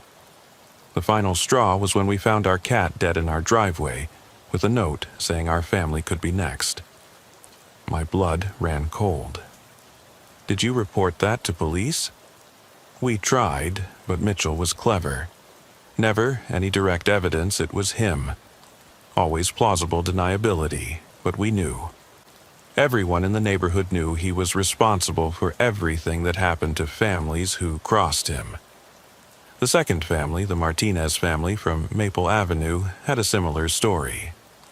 3 years of escalating harassment, mysterious property damage, dead pets, anonymous threats. Eventually, they'd sold at a loss just to escape. Mitchell had convinced himself that he owned property that belonged to other people, Mr. Martinez told me. But it wasn't really about the property. It was about control, dominance. He enjoyed terrorizing families until they gave up and left. The third family was harder to reach. The Williamses from Pine Road had moved to Florida.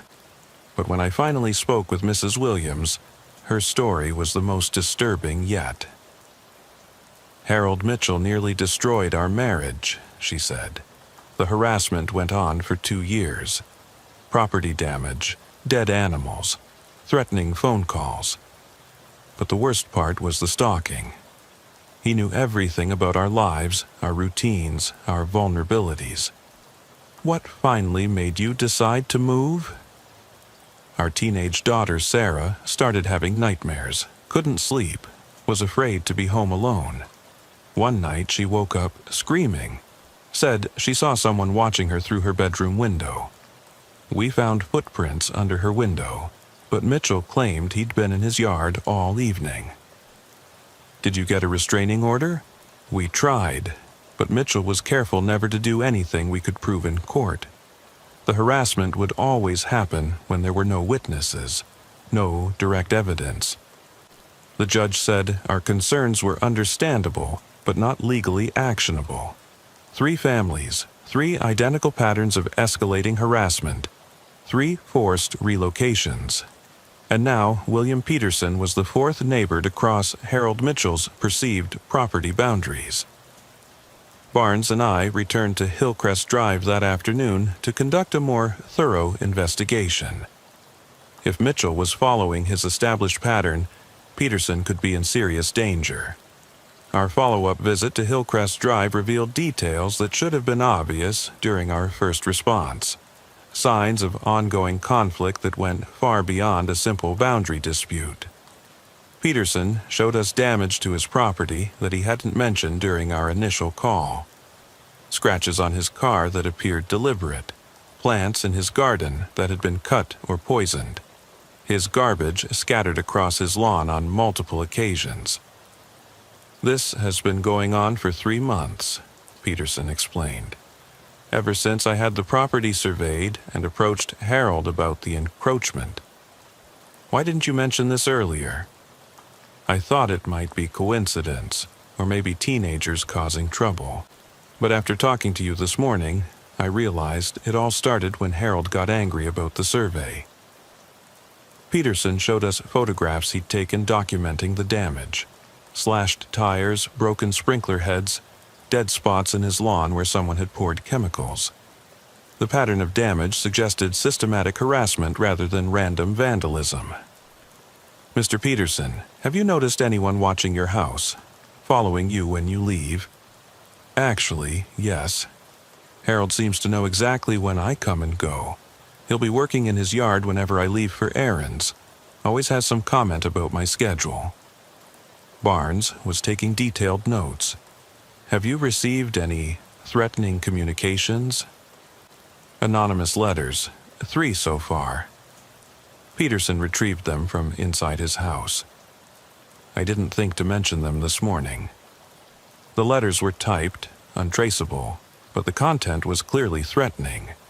References to previous neighbors who had learned to respect property boundaries, suggestions that Peterson should consider relocating before situations become unpleasant, and warnings about accidents that can happen to stubborn people.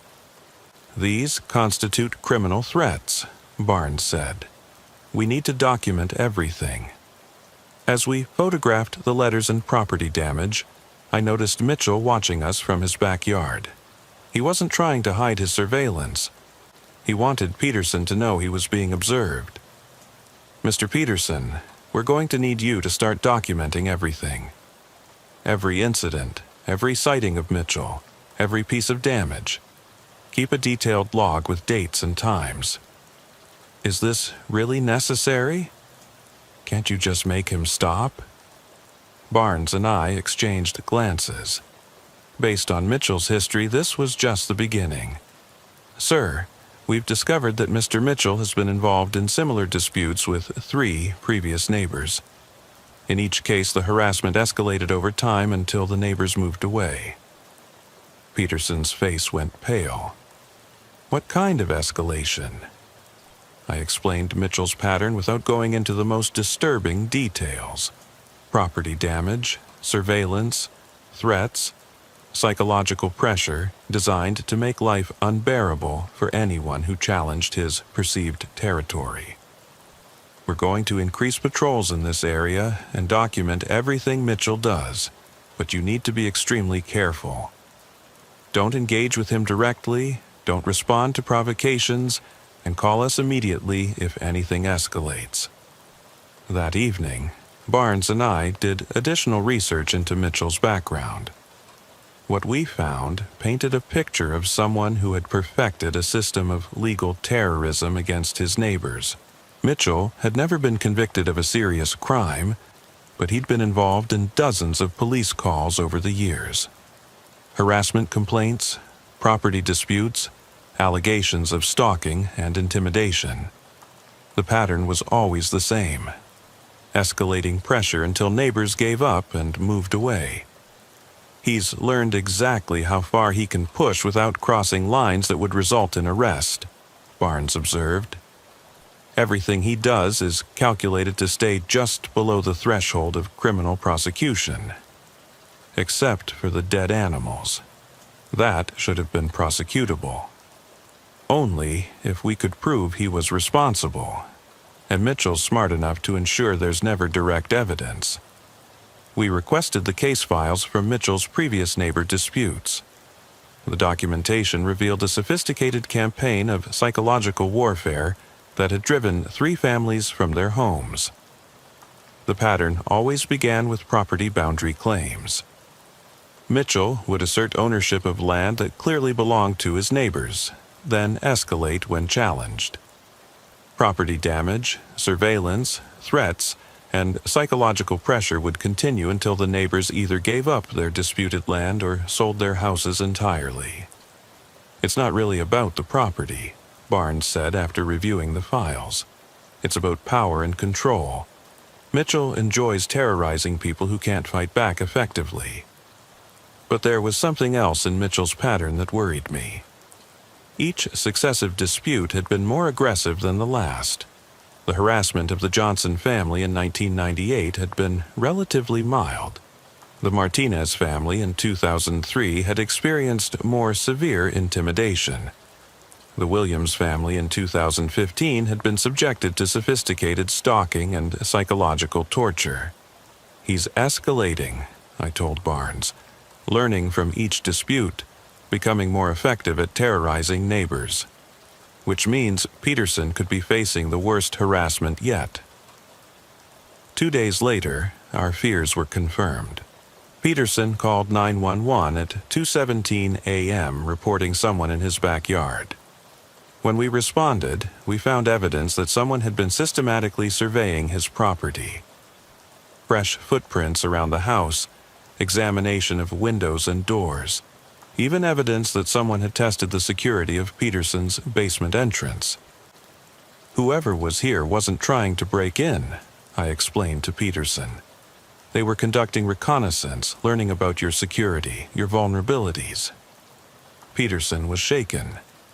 Harold? We can't prove it, but based on his history, it's likely. We found no direct evidence connecting Mitchell to the intrusion, but security cameras from a house across the street had captured a figure moving through Peterson's yard at 1:45 a.m. The image was too dark to identify the person, but the height and build were consistent with Mitchell. The next morning, Mitchell was working in his yard when Peterson left for errands, making a point of being visible and establishing an alibi for the time period when the surveillance had occurred. He's playing games, Barnes said as we reviewed the security footage. Wants Peterson to know he's being watched, but careful not to provide evidence that could be used against him. Barnes contacted the detective division to request assistance with what was clearly becoming a stalking case. Detective James Rodriguez from the 109th agreed to take the case and bring additional resources to the investigation. Rodriguez had 8 years' experience with stalking and harassment cases. His review of Mitchell's history and the current pattern of behavior confirmed our concerns. This is textbook predatory behavior, Rodriguez explained during our briefing. Mitchell has developed a system for psychologically terrorizing neighbors until they either give up disputed property or abandon their homes entirely. What's the legal approach? Document everything, build a comprehensive case file, and wait for Mitchell to make a mistake that gives us grounds for arrest. But meanwhile, Peterson is going to experience escalating harassment. Rodriguez explained Mitchell's likely strategy based on his previous neighbor disputes. Systematic property damage, surveillance, threats, and psychological pressure designed to make Peterson feel unsafe in his own home. The goal is always the same: make life so unpleasant that the neighbor chooses to move rather than continue fighting. And if Peterson doesn't move, Rodriguez's expression was grim. Based on the escalating pattern from Mitchell's previous disputes, we could be looking at serious violence. That afternoon, we installed additional security measures around Peterson's property. Motion-activated cameras, improved lighting, and a direct alarm connection to our dispatch center. But we also knew that Mitchell had 20 years of experience in conducting harassment campaigns below the threshold of criminal prosecution. Whatever he planned to do to Peterson, he would be careful to avoid evidence that could be used against him in court. The question wasn't whether Mitchell would escalate his harassment of Peterson. Based on his history, escalation was inevitable. The question was how far he would go, and whether we could stop him before someone got seriously hurt. The escalation began 3 days after we installed security measures around Peterson's property. Mitchell's response was swift, calculated, and designed to demonstrate that our protective measures were inadequate. Peterson called at 6:45 a.m., reporting that someone had been on his property again, but this time they'd left a message. Painted in red on his garage door were the words, "Surveys don't change facts." When Barnes and I arrived, we found something more disturbing than simple vandalism. The paint was still wet, meaning whoever had done this had been there recently, possibly while Peterson was home sleeping. The security cameras didn't capture anything, Peterson said, his voice shaking. Whoever did this knew exactly where the cameras were positioned. We reviewed the footage from all angles. The cameras had recorded several hours of normal evening activity, then a gap of 15 minutes where all feeds went dark simultaneously. Someone disabled the cameras, did the graffiti, then reactivated them, I explained. This required detailed knowledge of the security system and professional-level skill. Barnes was examining the surveillance equipment. The cameras weren't damaged or obviously tampered with. Someone found a way to temporarily interrupt the power supply. Detective Rodriguez arrived within 30 minutes. His examination of the scene revealed the sophisticated nature of the harassment campaign. "This isn't random vandalism," Rodriguez explained. "Someone spent significant time learning about Peterson's security measures, then developed a plan to circumvent them. Mitchell?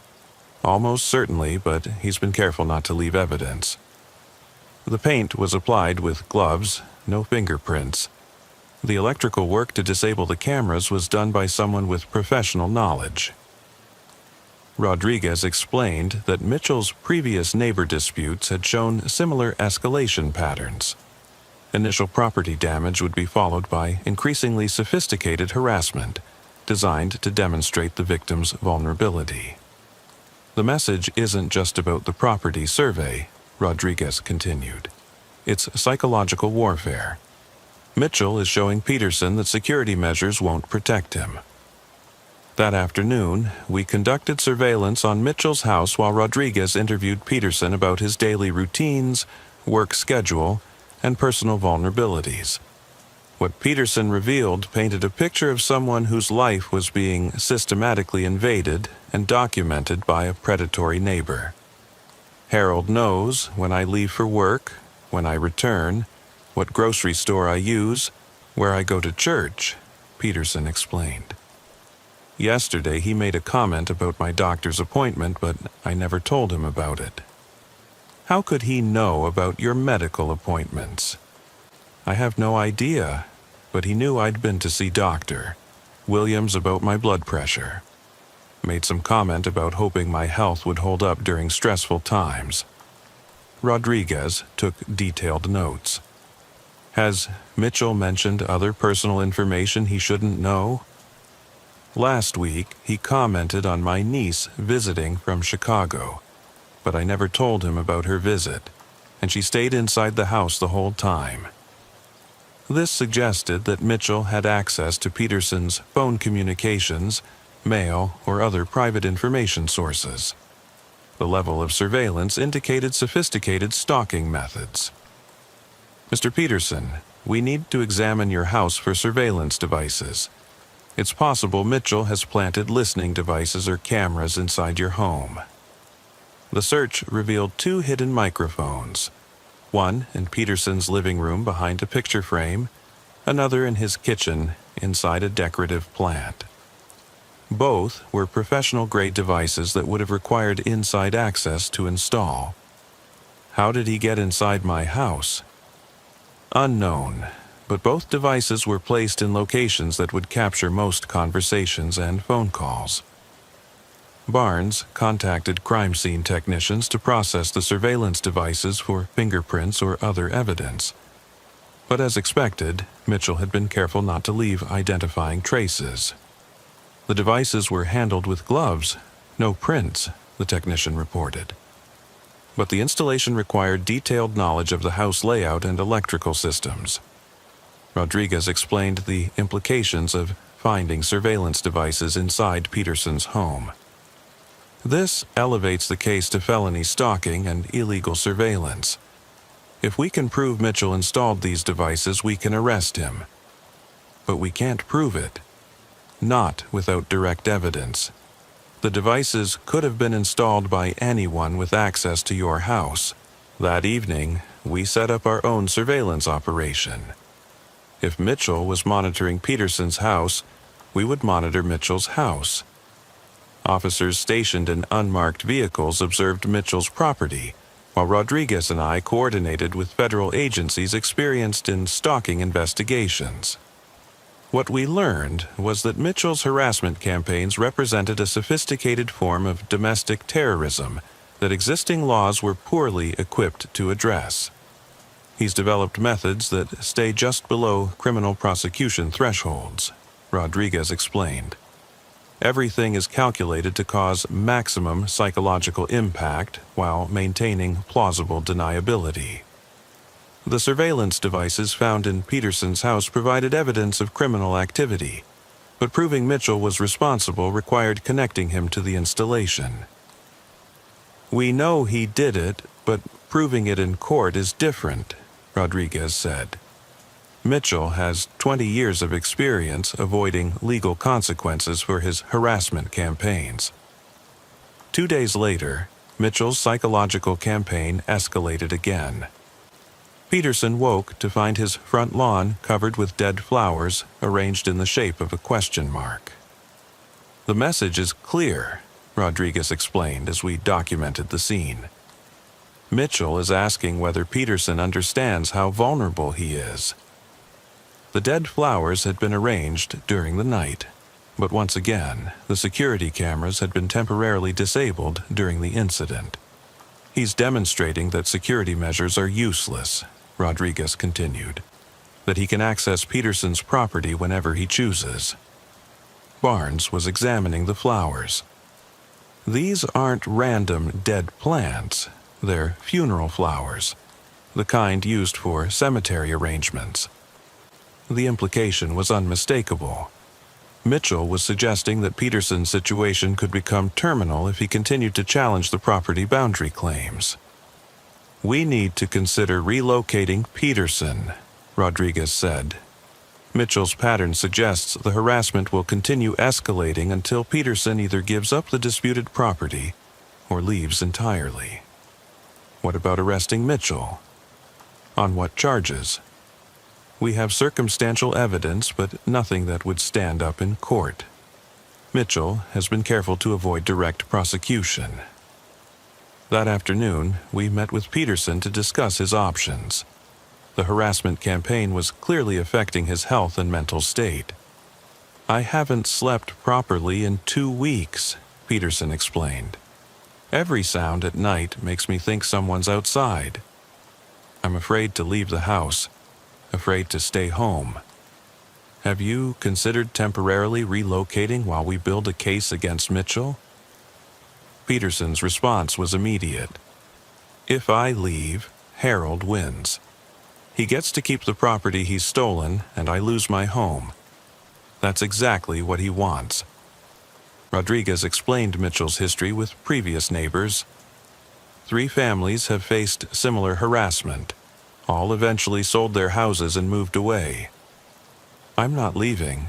This is my home, my property. Harold Mitchell doesn't get to terrorize me into abandoning what's mine." Peterson's determination was admirable, but potentially dangerous. Based on Mitchell's escalating pattern, the harassment would likely become more severe if Peterson refused to be intimidated. "Sir, we understand your position, but we're concerned about your safety.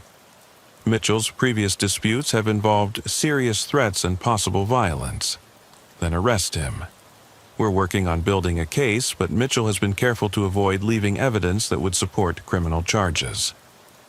That evening, our surveillance team observed Mitchell conducting what appeared to be reconnaissance of Peterson's property.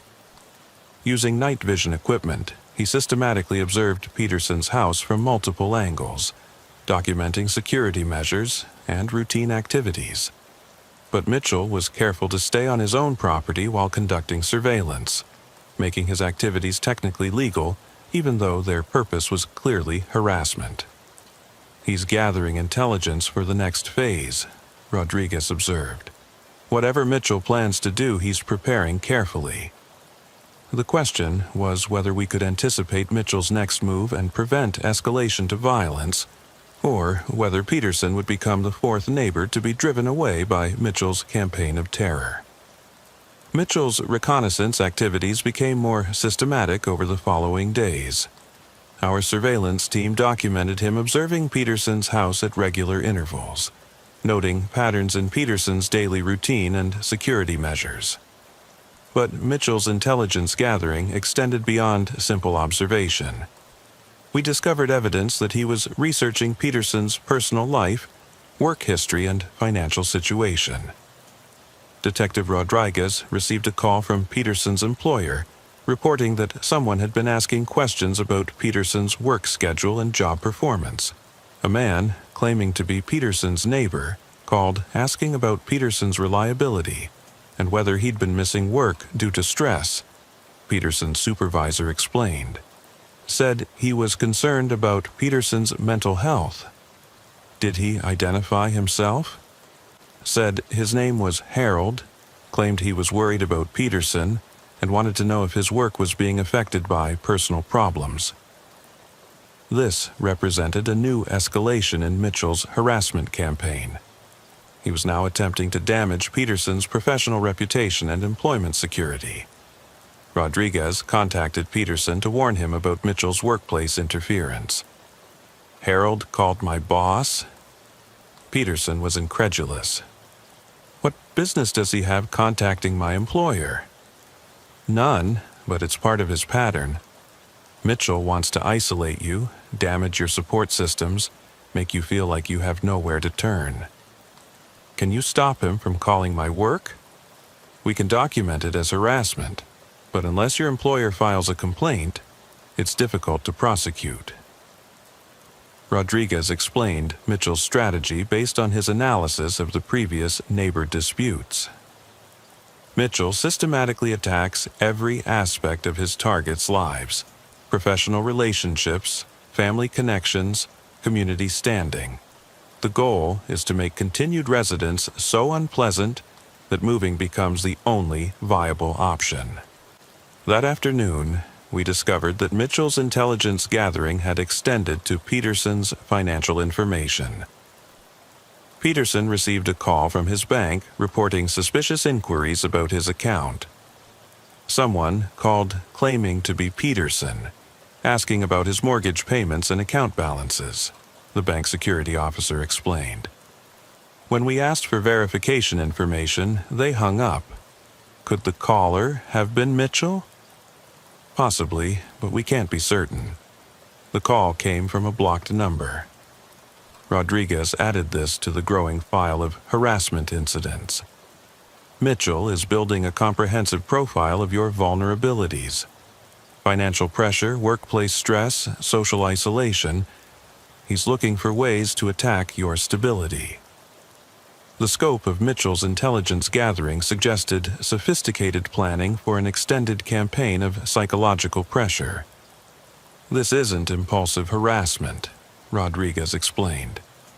Mitchell is conducting systematic intelligence operations like a professional private investigator. Barnes and I increased our surveillance of Mitchell's activities. What we observed revealed someone who had perfected the art of legal harassment over decades of practice.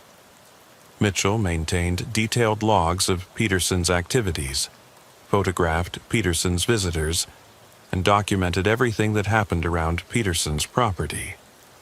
He's building his own case file, Barnes observed, documenting everything Peterson does, looking for anything he can use as leverage. But Mitchell's surveillance activities were conducted carefully to stay within legal boundaries. He observed from his own property, used telephoto lenses that didn't constitute trespass, and avoided direct contact that could be characterized as stalking. Mitchell has learned exactly how to maximize harassment while minimizing legal exposure, Rodriguez said. 20 years of neighbor disputes have taught him how to terrorize people without getting arrested. The psychological impact on Peterson was becoming severe. Sleep deprivation, anxiety, paranoia about every phone call and unexpected visitor. I can't live like this, Peterson told us during a follow-up interview. Harold has turned my life into a nightmare, and you can't do anything to stop him. Rodriguez tried to explain the legal constraints on law enforcement intervention. We're documenting everything Mitchell does, building a comprehensive case file. But stalking and harassment laws require proof of direct threats or criminal activity. What about the surveillance devices in my house? We know Mitchell planted them, but proving it in court requires evidence that would satisfy a jury beyond reasonable doubt. Peterson's frustration was understandable. Mitchell was systematically destroying his quality of life using methods that stayed just below the threshold of criminal prosecution. So, Harold can do whatever he wants, as long as he's careful not to leave fingerprints. Not whatever he wants, but he's learned to exploit gaps in harassment laws. That evening, Mitchell's intelligence gathering took another disturbing turn. Peterson received a phone call from someone claiming to be conducting a survey about neighborhood safety.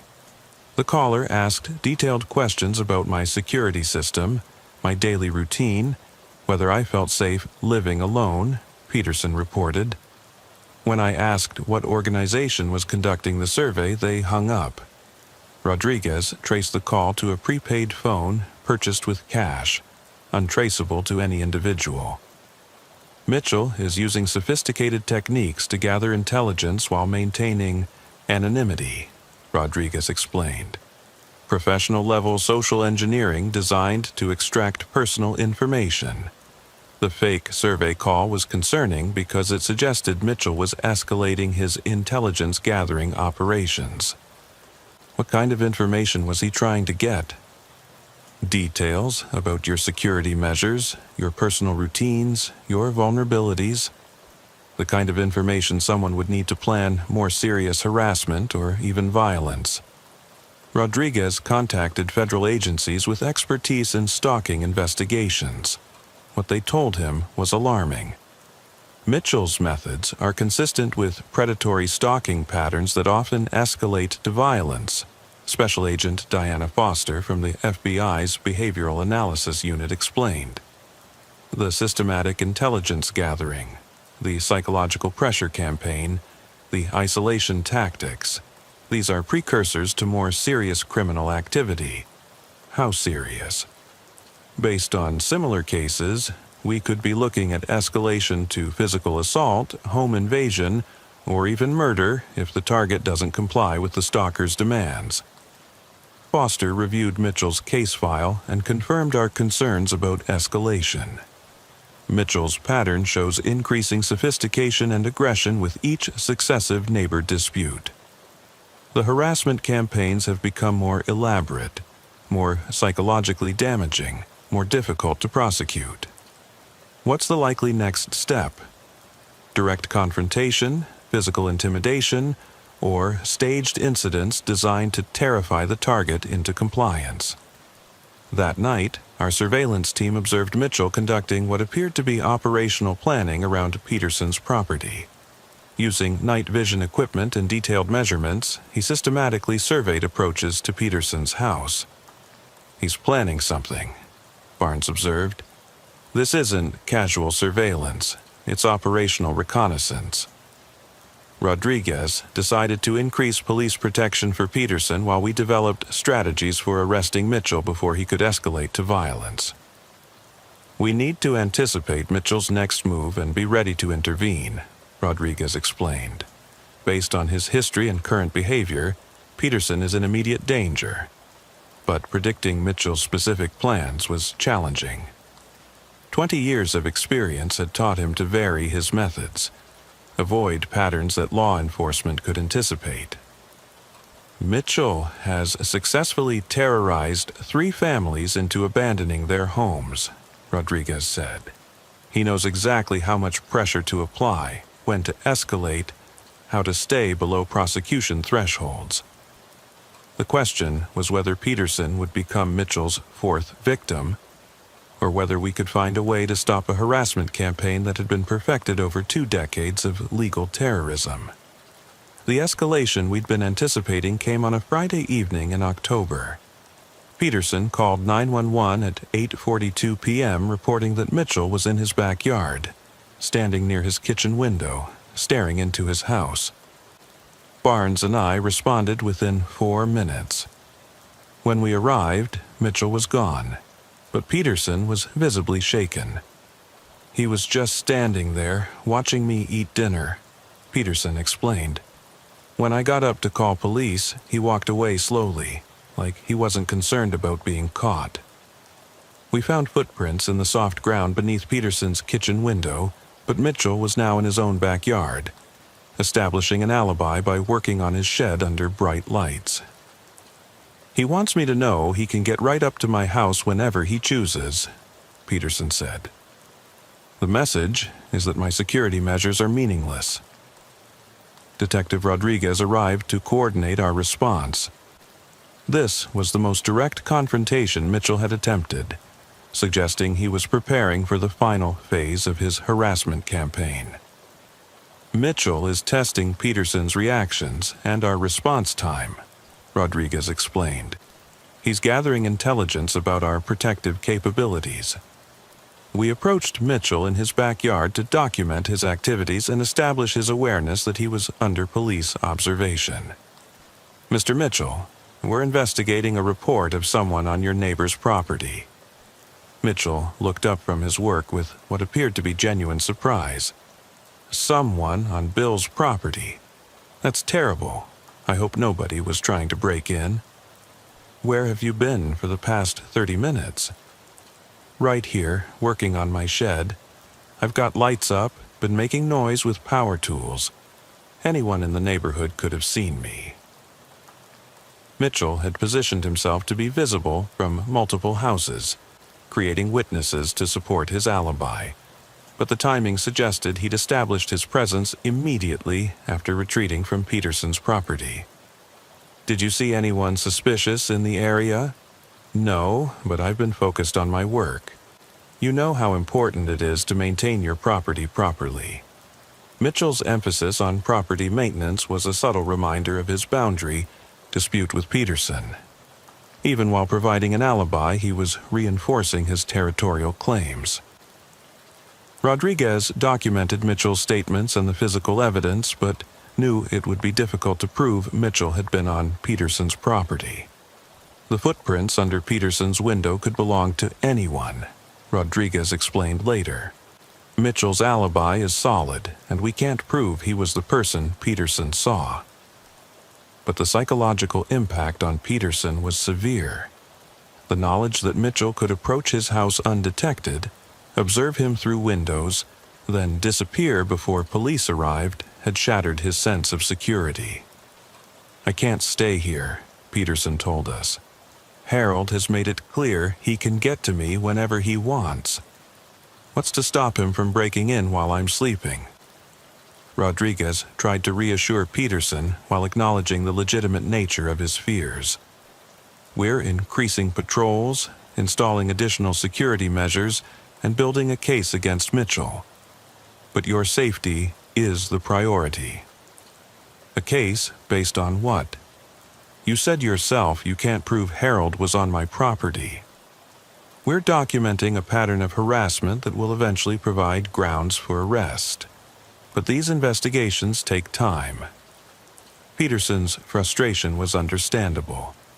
Mitchell had been terrorizing him for months, using methods designed to stay below criminal prosecution thresholds. 2 days later, Mitchell's harassment took a new form. Peterson woke to find a surveyor's stake driven into his front lawn with a note attached. Proper boundaries will be enforced. The stake was positioned exactly on the property line claimed by Mitchell's disputed boundary assertions. The message was clear. Mitchell considered himself authorized to enforce his version of the property boundaries. This is escalating from harassment to territorial enforcement, Rodriguez observed as we documented the incident. Mitchell is claiming authority to control Peterson's property. Barnes examined the surveyor's stake. This is professional-grade equipment, the kind used by licensed surveyors. Where would Mitchell get access to this? Research into Mitchell's background revealed that he'd worked as a surveyor's assistant in the 1980s before being fired for falsifying boundary measurements. His knowledge of surveying techniques explained his sophisticated approach to property disputes. Mitchell has professional knowledge of property boundaries and surveying methods, Rodriguez explained. He knows exactly how to manipulate boundary disputes to his advantage. But the surveyor's stake represented more than symbolic territorial marking. Mitchell was escalating his claims to include active enforcement of his disputed boundaries. He's not just claiming the property anymore, Rodriguez continued. He's acting like he has authority to enforce his claims. That afternoon, Mitchell began construction of what appeared to be a permanent fence along his claimed property line. The fence would encroach 3 feet onto Peterson's property, effectively seizing the disputed land through force. Peterson called police to report the illegal construction, but Mitchell had researched zoning regulations and was careful to comply with technical requirements. The fence meets all municipal building codes, the zoning inspector explained when we contacted him. Unless there's a legal determination about the property boundary, I can't stop construction. But the fence is being built on Peterson's property according to his survey. That's a civil matter for the courts to resolve. My authority is limited to building code violations. Mitchell had exploited another gap in legal protection. Property boundary disputes were civil matters, not criminal, even when one party was actively seizing disputed land. Harold is stealing my property in broad daylight and nobody can stop him. Peterson was incredulous. Rodriguez explained the limitations of criminal law in property disputes. Unless Mitchell uses threats or violence, constructing a fence is a civil matter. You'll need to file a lawsuit to establish legal ownership of the disputed land. How long will that take? Property litigation can take years. Meanwhile, Mitchell's fence establishes physical control of the disputed area. Peterson retained a lawyer to file an emergency injunction against Mitchell's fence construction. But the legal process was slow, while Mitchell's construction was immediate. Within 3 days, Mitchell had completed a substantial fence that effectively seized the disputed property. Peterson's lawyer filed for an emergency court order, but the earliest hearing date was 2 weeks away. Mitchell has temporarily won, Rodriguez acknowledged. He seized physical control of the disputed property, while legal resolution is pending. But Mitchell's fence construction represented more than territorial acquisition. It was a psychological dominance demonstration designed to show Peterson that legal protection was inadequate. The fence isn't just about the property, Rodriguez explained. It's about proving that Mitchell has more power than Peterson, more ability to control the situation. The psychological impact was devastating. Peterson had spent months being terrorized by harassment, surveillance, and threats. Now Mitchell had physically seized his property while Peterson was powerless to stop him. Harold has won, Peterson said during our follow-up interview. He's taken my land, terrorized my family, destroyed my peace of mind. And the law can't protect me. Rodriguez tried to maintain Peterson's confidence in the legal process while acknowledging the legitimate nature of his concerns. Mitchell has gained temporary advantage, but the courts will ultimately resolve the property boundary issue. Will they? Harold has been doing this for 20 years, and he's never lost a dispute. That was true. Mitchell's 3 previous neighbor disputes had all ended with the neighbors abandoning their claims and moving away rather than continuing to fight. Previous families gave up because they couldn't endure the harassment, Rodriguez explained. But we're building a criminal case against Mitchell that will change the dynamic. Based on what evidence? You've been investigating for months without finding anything you can prosecute. Rodriguez's confidence was undermined by the reality of Mitchell's sophisticated harassment methods. Every action was calculated to stay below criminal prosecution thresholds while maximizing psychological impact. That evening, our surveillance team observed Mitchell celebrating his fence completion by hosting what appeared to be a party in his backyard. Multiple neighbors attended, suggesting he had community support for his boundary claims. Mitchell has been building relationships with other neighbors, Barnes observed, positioning himself as the victim of Peterson's unreasonable demands.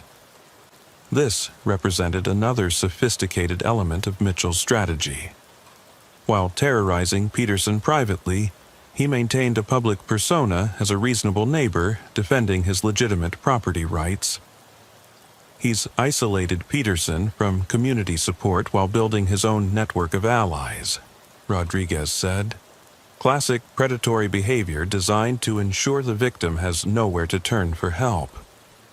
The combination of legal obstacles, community isolation, and ongoing harassment was having the intended effect. Peterson was beginning to consider abandoning his property rather than continuing to fight. "Maybe Harold is right," Peterson said during a private conversation with Rodriguez. "Maybe I should just accept his boundaries and try to live peacefully. Sir, giving in to Mitchell's demands will only encourage further harassment, and you'll be abandoning property that legally belongs to you. But fighting back hasn't worked. Harold keeps escalating and you can't stop him." Rodriguez realized that Peterson was approaching the psychological breaking point that had caused Mitchell's 3 previous neighbors to abandon their homes. "We're close to having enough evidence for criminal charges," Rodriguez assured Peterson. "Don't give up just when we're making progress." But privately, Rodriguez acknowledged that Mitchell's harassment campaign was succeeding. Peterson was being systematically broken down through months of psychological pressure that existing laws were poorly equipped to address. The question was whether we could arrest Mitchell before Peterson became the 4th neighbor to be driven away by his campaign of legal terrorism. The crisis came on a Tuesday morning in November.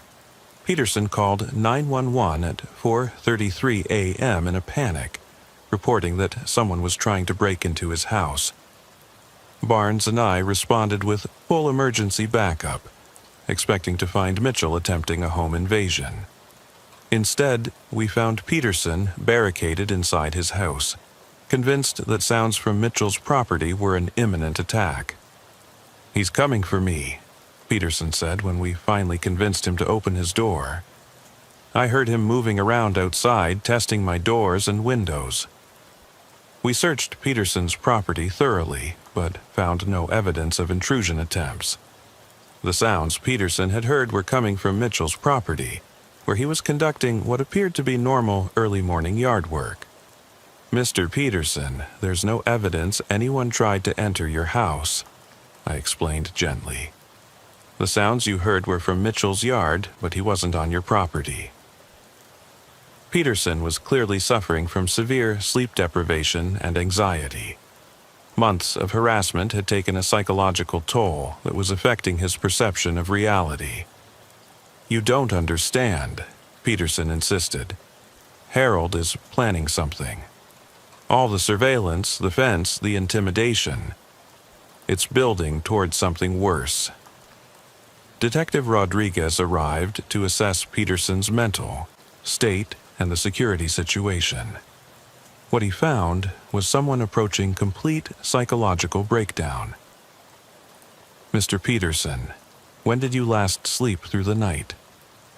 "I can't remember. Every sound makes me think Harold is outside.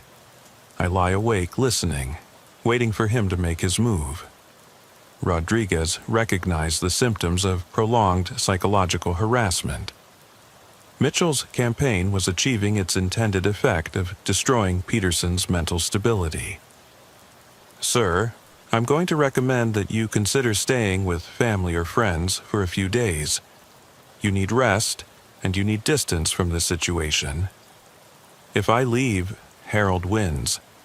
He gets my property, my home, everything I've worked for. This isn't about winning or losing. It's about your health and safety." But Peterson's refusal to leave played directly into Mitchell's strategy.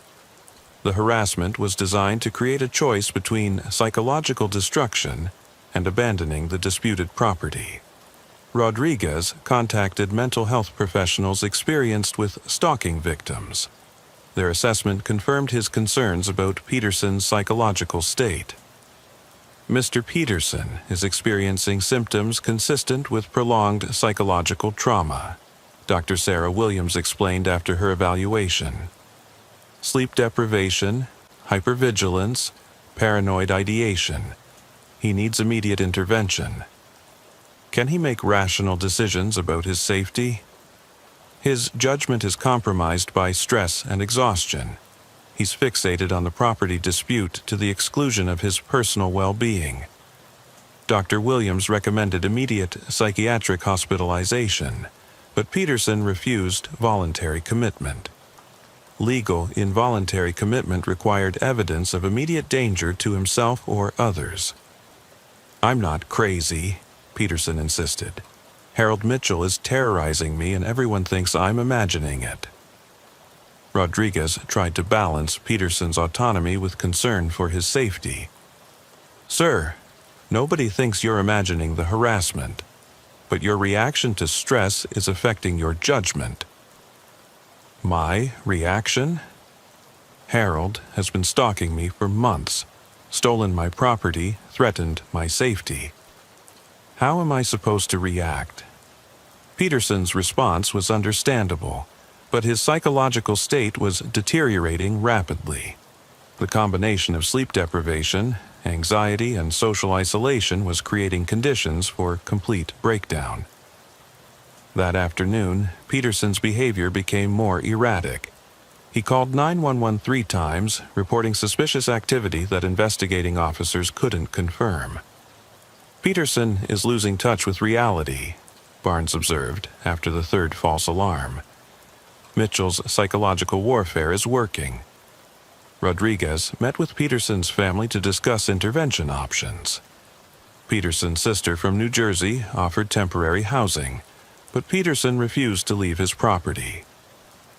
"William has always been stubborn," his sister explained. "But I've never seen him like this.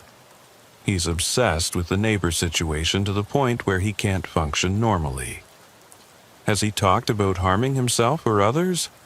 "He talks about making Harold pay for what he's done. I'm worried he might do something desperate." This raised new concerns about Peterson's potential for violence. Victims of prolonged harassment sometimes escalate to aggressive retaliation when legal remedies prove inadequate. Rodriguez increased surveillance on both Peterson and Mitchell. If Peterson was planning retaliation, we needed to intervene before violence occurred. Stalking victims often reach a breaking point where they feel violence is their only option, Rodriguez explained to our task force. Peterson has been pushed to psychological limits, and his judgment is compromised. That evening, our surveillance team observed Peterson conducting what appeared to be reconnaissance of Mitchell's property. Using binoculars and a camera with telephoto lens, Peterson systematically observed Mitchell's house and yard. "Peterson is now stalking Mitchell," Barnes reported. "The victim has become the aggressor." This role reversal was concerning because it played directly into Mitchell's strategy. If Peterson escalated to harassment or violence, Mitchell could claim victim status and possibly avoid prosecution for his own months of terrorizing behavior. Rodriguez approached Peterson to warn him about the legal consequences of retaliatory harassment. "Mr. Peterson, we've observed you conducting surveillance of Mitchell's property. That could constitute stalking if it continues.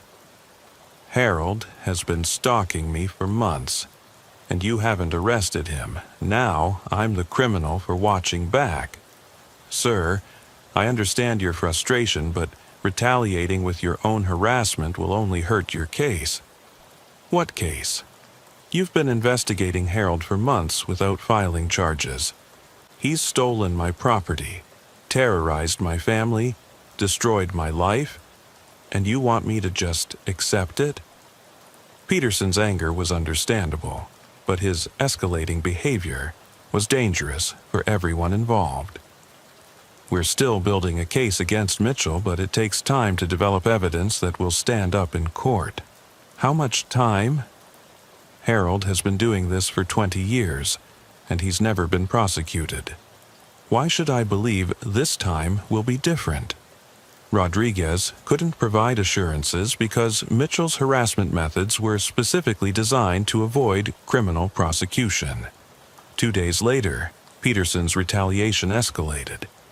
Mitchell called police reporting that someone had vandalized his fence with spray paint messages, "Thief" and "Land Stealer," painted in large red letters. When we investigated, Peterson didn't deny responsibility. "Harold stole my property and built that fence on my land. I was marking stolen property." "Sir, vandalism is a criminal offense regardless of property disputes. So is theft, but Harold hasn't been arrested for stealing my land." Rodriguez faced a difficult decision. Peterson had clearly committed vandalism, but arresting him would make him the first person prosecuted in a situation where Mitchell had been conducting months of sophisticated harassment. "Mr. Peterson, I'm going to issue a warning for the vandalism, but any further retaliation will result in arrest. So, Harold can terrorize me indefinitely, but if I fight back, I get arrested?" "Sir, we're working to build a case against Mitchell, but you can't take the law into your own hands." But Peterson had reached the psychological breaking point that Mitchell had been methodically creating through months of calculated harassment. The question was whether Peterson would escalate to serious violence, or whether we could finally find grounds to arrest Mitchell before the situation exploded into tragedy. The explosion came 3 nights later. Peterson called 911 at 11:47 p.m. reporting shots fired in his neighborhood. When Barnes and I arrived, we found a scene that confirmed our worst fears about the escalating conflict. Mitchell's fence had been destroyed by what appeared to be sledgehammer damage. Fence posts were broken, chain link was torn down, and wooden sections were splintered. But more disturbing was evidence of gunfire. Bullet holes in Mitchell's shed and his house siding. Peterson was in his backyard, holding a baseball bat, clearly agitated and not fully coherent. "He came for me," Peterson said when we approached. Harold finally made his move, so I defended myself. "Mr. Peterson, drop the bat and step away from the fence." "That's my fence on my property. Harold built it on my land and I tore it down." Barnes called for backup and medical assistance while I tried to de-escalate the situation. "Sir, we need you to put down the bat and explain what happened. Harold's been terrorizing me for months and you couldn't stop him, so I stopped him myself." We found Mitchell inside his house, shaken but uninjured. His account of events painted a different picture than Peterson's version. "I heard someone destroying my fence around 11:30, Mitchell explained. "When I came outside to investigate, Peterson started shooting at me. I ran back inside and called police." "Where's the gun that was used?" "I don't know. Peterson was holding a bat when you arrived, but the shots came from somewhere on his property." We searched Peterson's house and found a .38 revolver in his kitchen drawer. Ballistics testing would determine if it matched the bullets fired at Mitchell's property. Detective Rodriguez arrived to coordinate the investigation. The scene clearly showed escalation from harassment to property destruction to attempted violence. "Peterson finally snapped," Rodriguez assessed after reviewing the evidence. Months of psychological pressure led to violent retaliation. Peterson was arrested for property destruction and reckless endangerment. The gun charge would depend on ballistics results and whether we could prove he'd fired the shots. But as we processed the scene, inconsistencies in the evidence began emerging. The damage to Mitchell's fence was extensive and appeared to require significant time to complete. But Mitchell claimed he'd heard the destruction beginning around 11:30 p.m., and Peterson had called police at 11:47 p.m. "17 minutes to destroy this much fence?" Barnes questioned. "That's barely enough time, especially if Peterson was also shooting at Mitchell." The bullet trajectory analysis revealed another inconsistency. The shots fired at Mitchell's house came from an angle that didn't match Peterson's position when we arrived. The bullets were fired from a location about 30 feet southeast of where we found Peterson, the crime scene technician reported. If Peterson fired those shots, he moved between shooting and when police arrived. But Peterson's mental state when we arrived suggested he'd been in the same location for some time, not moving around his property. Rodriguez interviewed both men separately to clarify the sequence of events. Peterson's account was confused and inconsistent. He admitted destroying the fence but couldn't clearly explain the timeline or his own actions. "I heard Harold coming for me, so I went outside to defend my property," Peterson said. "The fence was on my land, so I tore it down." "What about the gunshots?" "I heard shots, but I was focused on the fence. Maybe Harold was shooting at me." Peterson's confusion could have been due to stress, intoxication, or mental health issues. But it could also indicate that his memory of events was genuinely unclear. Mitchell's account was more detailed, but contained elements that didn't match the physical evidence. "I heard Peterson destroying my fence, so I went outside to stop him," Mitchell explained. "When he saw me, he pulled out a gun and started shooting. I ran back inside and called police." "Did you see Peterson fire the shots?" "It was dark, but the shots came from his direction." "Where exactly were you when the shots were fired?" Mitchell's description of his position didn't match the bullet trajectory analysis. If he'd been where he claimed, the shots would have come from a different angle. Rodriguez suspected that neither man was telling the complete truth about the incident. "Both accounts have inconsistencies," Rodriguez explained to Barnes and me. "Either they're both lying, or neither of them understands what actually happened." The ballistics report provided partial answers. The bullets recovered from Mitchell's property had been fired from Peterson's .38 revolver, but the gun had been recently cleaned, suggesting someone had attempted to remove fingerprint or forensic evidence. "Peterson fired the shots, but the weapon was cleaned afterward," Rodriguez said. "That suggests premeditation rather than spontaneous retaliation." But Peterson's mental state and confused recollection didn't support premeditated violence. Someone experiencing psychological breakdown was unlikely to carefully clean a weapon after use. "Unless someone else cleaned the gun," Barnes suggested. That possibility opened disturbing new scenarios. If a third party had been involved in the incident, both Peterson and Mitchell could have been manipulated or misled about what actually happened.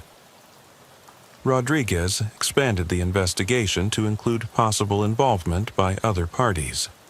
Canvass of neighbors revealed that several people had heard the commotion but hadn't seen the actual events. Mrs. Davidson across the street heard the fence being destroyed around 11:15, Rodriguez reported. But she heard gunshots earlier, around 11 p.m. before the fence destruction began. This timeline contradicted both Peterson's and Mitchell's accounts. If shots were fired before the fence destruction, neither man's version of events could be accurate. Further investigation revealed evidence of a more complex scenario than simple retaliation by Peterson. Footprints around Mitchell's property suggested that at least 3 people had been present during the incident. The prints included Peterson's boots, Mitchell's shoes, and a third set that didn't match either man. "Someone else was here," Rodriguez concluded. Both Peterson and Mitchell may have been victims of manipulation by a third party.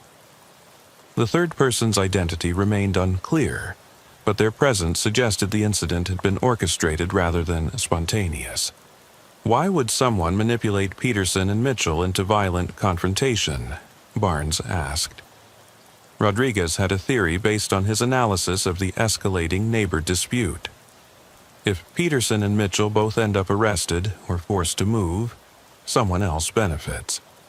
The property dispute becomes irrelevant if neither party remains to pursue their claims. Who would benefit from both neighbors being removed? Someone interested in acquiring both properties at reduced prices due to the conflict history. Investigation into recent real estate activity in the neighborhood revealed that a development company had been quietly purchasing properties on Hillcrest Drive over the past year. The company had approached several homeowners with offers to purchase, but both Peterson and Mitchell had refused to sell due to their boundary dispute. A development company would benefit significantly if both Peterson and Mitchell were forced to abandon their properties, Rodriguez explained, especially if legal troubles reduced the sale prices. But proving that a development company had orchestrated violence between neighbors would require evidence of direct involvement. The investigation was becoming more complex than a simple neighbor dispute escalated to violence. We were potentially dealing with criminal conspiracy designed to manipulate property disputes for commercial advantage. The investigation into the development company led to revelations that transformed our understanding of the entire neighbor dispute. What we'd been treating as escalating harassment between Peterson and Mitchell was actually a sophisticated manipulation designed to force both men from their properties. Rodriguez contacted the Financial Crimes Unit to examine the business practices of Heritage Development Corporation, the company that had been purchasing properties in the neighborhood. Detective Lisa Wang from Financial Crimes reviewed Heritage Development's activities and found patterns consistent with organized real estate fraud. Heritage has been systematically acquiring properties in targeted neighborhoods through harassment campaigns designed to force owners to sell below market value, Wang explained during our joint briefing. How does the harassment work? They identify properties they want to acquire, then orchestrate conflicts between neighbors to make the area appear unstable and dangerous. Property values drop, owners become desperate to sell, and Heritage swoops in with lowball offers. Wang showed us documentation of Heritage Development's activities in 3 other neighborhoods where similar neighbor disputes had resulted in multiple forced sales. In each case, the pattern is identical. Escalating harassment between neighbors, police involvement, property damage, eventually violence that makes continued residence unbearable for everyone involved. Are the neighbors aware they're being manipulated? Usually not. Heritage recruits one neighbor to harass others, but the recruited harasser believes they're acting on their own motivations. This explained Mitchell's sophisticated harassment methods and his success in avoiding prosecution. He wasn't acting independently. He was being guided by professionals who understood legal loopholes and psychological pressure techniques. Mitchell has been working for Heritage Development? Rodriguez asked. Almost certainly, though he may not realize the full scope of the operation. Heritage typically recruits neighbors with legitimate grievances, then gradually escalates their conflicts through training and financial incentives. Wang showed us financial records indicating that Mitchell had received payments from Heritage Development disguised as consulting fees for property boundary assessments. Over the past 2 years, Mitchell has received over $40,000 from Heritage for consulting services, Wang reported. The payments correspond exactly with his harassment campaigns against Peterson. So Mitchell was being paid to terrorize Peterson? Paid and trained. Heritage provides psychological manipulation techniques, legal advice for avoiding prosecution, and financial motivation for sustained harassment campaigns. This explained Mitchell's sophisticated methods and his knowledge of legal loopholes. He'd been coached by professionals experienced in property acquisition through intimidation. But the financial records also revealed something disturbing about the recent violence. Mitchell had received a large payment from Heritage Development just 3 days before the fence destruction incident. $50,000, labeled as Project Completion Bonus, Wang noted. The timing suggests Heritage knew the situation was about to escalate to violence. Rodriguez suspected that Heritage had orchestrated the violent confrontation to ensure both Peterson and Mitchell would be forced to abandon their properties. If both neighbors end up arrested or psychologically destroyed, Heritage can acquire both properties at distressed prices, Rodriguez explained. But proving Heritage's involvement in orchestrating violence required evidence of direct communication or coordination. Wang obtained search warrants for Heritage Development's business records and communications. What they found was a sophisticated operation involving multiple criminal conspiracies. Heritage has been running property acquisition scams in 12 neighborhoods across Queens and Brooklyn, Wang reported after reviewing their files. They've forced over 60 families from their homes through orchestrated harassment campaigns. The business model was elegant and profitable. Heritage would identify desirable properties in gentrifying neighborhoods, then systematically destroy community stability through manufactured conflicts between neighbors. They create artificial neighborhood disputes, escalate them to violence and legal problems, then purchase the damaged properties at 20 to 30% below market value, Wang explained. How do they recruit neighbors to participate in harassment? They identify residents with legitimate grievances, property disputes, noise complaints, parking conflicts, then offer to help resolve their problems through community advocacy services. Heritage's community advocacy services were actually training programs for conducting legal harassment of targeted neighbors. They teach recruited neighbors how to maximize psychological pressure while avoiding criminal prosecution, Wang continued. Provide legal advice, financial support, and gradually escalate conflicts toward violence. Mitchell had been recruited through his legitimate boundary dispute with Peterson, then trained and funded to conduct increasingly sophisticated harassment. Heritage probably told Mitchell they were helping him recover his stolen property, Rodriguez speculated. Gradually trained him to escalate pressure until Peterson would be forced to abandon his claim. But Heritage's ultimate goal required both neighbors to be removed, which meant Mitchell was also a target for manipulation. The third set of footprints at the scene of the violent incident suggested Heritage had sent someone to ensure the confrontation escalated beyond what Mitchell and Peterson would have done independently. They needed both neighbors destroyed, not just Peterson, Wang observed. So they orchestrated violence that would incriminate both men. Investigation into the mystery third person led to David Richards, a Heritage Development employee whose job title was Community Relations Coordinator. Richards had a criminal background involving assault and harassment, but had been hired by Heritage specifically for his skills in escalating conflicts while avoiding legal responsibility. Richards specializes in manipulating unstable situations into violence, Wang explained after reviewing his background. He's been involved in at least 6 previous Heritage operations, where neighbor disputes escalated to serious crimes. Security camera footage from nearby houses captured Richards in the area during the time of the violent incident, though not clearly enough to prove his direct involvement. Richards was definitely present during the confrontation, Rodriguez confirmed, but proving he orchestrated the violence requires more evidence. Surveillance of Richards revealed that he was already working on Heritage's next target neighborhood, identifying potential conflicts and recruiting harassers for new property acquisition campaigns. This is ongoing criminal conspiracy involving dozens of families, Wang told the task force. Heritage is systematically destroying communities for profit. The federal prosecutor's office agreed to take the case, recognizing that Heritage Development's activities constituted organized racketeering under federal RICO statutes.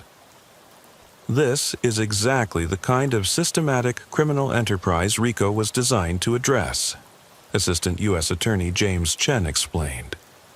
Coordinated criminal activity for commercial purposes, involving multiple victims across state lines. But building a RICO case required extensive investigation and coordination between multiple law enforcement agencies. We need to document Heritage's criminal activities in all affected neighborhoods, identify all victims, and prove the coordinated nature of their operations, Chen continued. Meanwhile, Peterson and Mitchell remained unaware that their conflict had been orchestrated by a criminal organization seeking to steal their properties. "Do we tell them they've been manipulated?" Rodriguez asked. "Not yet," Chen advised. "If they learn about Heritage's involvement, they might interfere with our investigation or attempt retaliation that could compromise the case." Peterson was facing criminal charges for the fence destruction and the weapons violations. Mitchell was cooperating with prosecutors, believing Peterson had spontaneously escalated to violence. "Both men are victims of Heritage's manipulation," Rodriguez observed. "But they'll face legal consequences for crimes they were manipulated into committing." The investigation was expanding to include federal agencies with expertise in organized crime and real estate fraud. What had started as a neighbor dispute was now a major federal case involving systematic community destruction for profit. The federal investigation into Heritage Development Corporation culminated in coordinated raids across 3 states in March 2021. Over 60 Heritage employees and associates were arrested, including executives who had orchestrated systematic community destruction for profit. I was part of the team that arrested David Richards, the community relations coordinator, who had manipulated the Peterson-Mitchell conflict into violence. Richards' apartment contained detailed files on dozens of neighborhood disputes he'd been assigned to escalate. Each file contains psychological profiles of the targets, escalation strategies, and detailed timelines for destroying community stability. Agent Foster explained as we processed Richards' evidence. Richards had been Heritage's specialist in turning legitimate neighbor grievances into criminal harassment campaigns. His methods were sophisticated and ruthlessly effective. Richards would identify residents with real complaints, then gradually train them to escalate conflicts beyond anything they would have done naturally, Foster continued. The evidence showed that Mitchell had been systematically manipulated over 2 years, receiving training in harassment techniques, legal advice for avoiding prosecution, and financial incentives for escalating pressure on Peterson. Mitchell genuinely believed he was defending his property rights, Rodriguez observed after reviewing Richards' manipulation files. Heritage convinced him that extreme measures were justified. But Heritage's manipulation of Mitchell included preparation for his eventual disposal. Once Peterson was driven away, Mitchell would have been targeted for harassment by a new recruited neighbor until he also abandoned his property. Heritage's business model required destroying both neighbors, Agent Foster explained. Mitchell was always intended to be a victim, not a permanent ally. The evidence of Heritage's systematic manipulation provided grounds for dismissing most charges against both Peterson and Mitchell. They were victims of criminal conspiracy rather than independent actors. The prosecutor has agreed to drop charges against Peterson in exchange for his testimony against Heritage, Rodriguez told Peterson during a final interview. Mitchell will also have charges reduced based on evidence of manipulation. Peterson's reaction to learning about Heritage's manipulation was a mixture of relief and horror. "You're telling me that Harold and I were both being used? That our whole conflict was artificial? Heritage identified your legitimate property dispute, then escalated it systematically to force both of you from your homes. Harold was being paid to harass me?" paid, trained, and manipulated. He thought he was defending his rights, but Heritage was using him to steal both your properties. Peterson struggled to process the revelation that his nightmare neighbor experience had been a calculated business operation. So, Harold isn't really a monster? He was just being manipulated like me?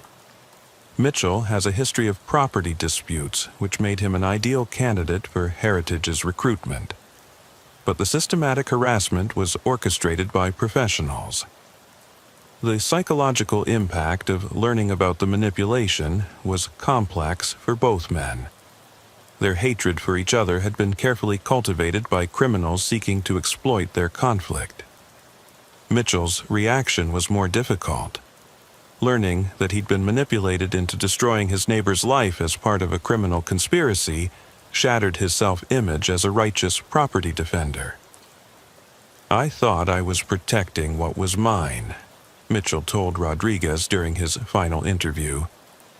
"Everything I did, I believed it was justified. Heritage spent 2 years training you to escalate conflicts while believing you were acting independently. The money they paid me, the advice they gave me, the training sessions, I thought they were helping me get justice. They were using you to commit crimes that would eventually destroy both you and Peterson." Mitchell's cooperation with federal prosecutors provided crucial evidence for the RICO case against Heritage Development. His detailed testimony about Heritage's training methods and psychological manipulation techniques helped convict the organization's leadership. The federal trial of Heritage Development executives lasted 4 months and resulted in convictions for racketeering, fraud, conspiracy, and systematic harassment. The company's assets were seized and used to compensate victims of their property acquisition schemes. Vincent Morrison, Heritage's CEO, received 18 years in federal prison for organizing criminal conspiracies that destroyed dozens of communities. David Richards, the manipulation specialist, received 12 years for his role in orchestrating harassment campaigns and violence between neighbors. Anthony Messina, Heritage's legal counsel who had developed methods for staying below prosecution thresholds, received 8 years for conspiracy and advising criminal activities. The conviction sent a message to other development companies using similar tactics, but the damage to affected communities was irreversible. Heritage destroyed neighborhood stability in 12 different areas, Agent Foster observed during the post-trial analysis. Even with the criminal organization dismantled, those communities may never recover. Peterson and Mitchell were offered counseling services to help them process the psychological trauma of their manipulated conflict. Both men struggled with guilt over actions they'd taken while being manipulated. "I destroyed Harold's fence and shot at his house," Peterson said during a joint counseling session. "Even if I was being manipulated, I still chose to escalate to violence. And I terrorized Bill's family for months," Mitchell added. "Manipulation doesn't excuse what I did to innocent people." The counseling focused on helping both men understand how sophisticated psychological manipulation had exploited their legitimate grievances. The case also changed how real estate professionals approach neighborhood conflicts. Industry associations developed protocols for identifying and reporting suspicious patterns that might indicate manipulation by criminal organizations. Heritage's methods were so effective because they exploited genuine grievances while staying below criminal prosecution thresholds, explained Detective Wong during a real estate fraud conference. They turned neighbors into unwitting accomplices in their own property theft. But perhaps the most lasting impact was on Peterson and Mitchell themselves. Both men learned that their most intense personal conflict had been orchestrated by strangers seeking financial gain. "The worst part isn't that we were manipulated," Peterson reflected during our final interview. "It's that we'll never know which of our feelings were real and which were artificially created. Mitchell expressed similar confusion about distinguishing genuine emotions from manufactured conflict. I felt such rage toward Bill, such certainty that he was stealing from me. Learning that those feelings were deliberately created makes me question everything I think I know about myself. The psychological impact of learning about manipulation was, in many ways, more traumatic than the original conflict. Both men struggled with questions about personal agency and authentic emotion. Dr. Williams explained that this was common among victims of sophisticated psychological manipulation. When someone discovers that their deepest convictions were artificially created, it undermines their basic sense of reality and self-knowledge. 5 years after the Heritage convictions, both Peterson and Mitchell had rebuilt their lives, but remained forever changed by the experience. Peterson sold his house on Hillcrest Drive and moved to New Jersey, closer to his sister's family. He avoided community involvement and maintained minimal contact with neighbors. "I'm probably too suspicious now," Peterson admitted. "But after what happened with Heritage, I can't trust that conflicts are what they appear to be." Mitchell moved to rural Pennsylvania and became involved in victim advocacy, helping other manipulation survivors understand their experiences. "If sharing my story helps other people recognize when they're being manipulated, then maybe some good can come from what I did," Mitchell said. The Heritage development case demonstrated that modern real estate fraud had evolved beyond simple financial scams to include systematic community psychological warfare. Heritage represented a new form of organized crime, Agent Foster concluded in her final report. They weaponized human psychology to steal property through manufactured conflict. The FBI created new task forces specifically focused on investigating organized real estate manipulation schemes. But identifying these operations remained challenging because they exploited legitimate conflicts. "The next Heritage might be operating right now in neighborhoods across the country," Foster warned during congressional testimony, "manipulating families into destroying each other for profit." Years later, when I respond to neighbor dispute calls, I remember the Peterson-Mitchell case and look for signs of outside manipulation. Most conflicts are genuinely between neighbors, but some hide criminal conspiracies designed to exploit human weakness for profit. The true horror of the Hillcrest Drive case wasn't the violence or property damage. It was the realization that our deepest personal conflicts can be manufactured by strangers who view human suffering as a business opportunity. Peterson and Mitchell thought they were fighting each other over a few feet of land. In reality, they were unknowing participants in a sophisticated criminal enterprise that had perfected the art of turning neighbors into enemies. The boundary war was never really about boundaries. It was about how easily human hatred can be bought, sold, and manufactured by those who understand the profitable business of community destruction. In the end, the most valuable property Heritage stole wasn't land or houses. It was the trust between neighbors, the sense of community safety, and the belief that our conflicts are our own. Those losses proved far more permanent than any property damage, and far more profitable than any real estate acquisition. The watchers had been watching, but they hadn't been watching for the right threats. While Peterson and Mitchell focused on each other, criminals had been manipulating both of them toward mutual destruction. Sometimes the most dangerous property dispute isn't the one between neighbors. It's the one being orchestrated by someone who stands to profit from their conflict. And sometimes the person trying to steal your property isn't the one next door. It's the one you never see coming, because they're too busy making sure you're looking in the wrong direction.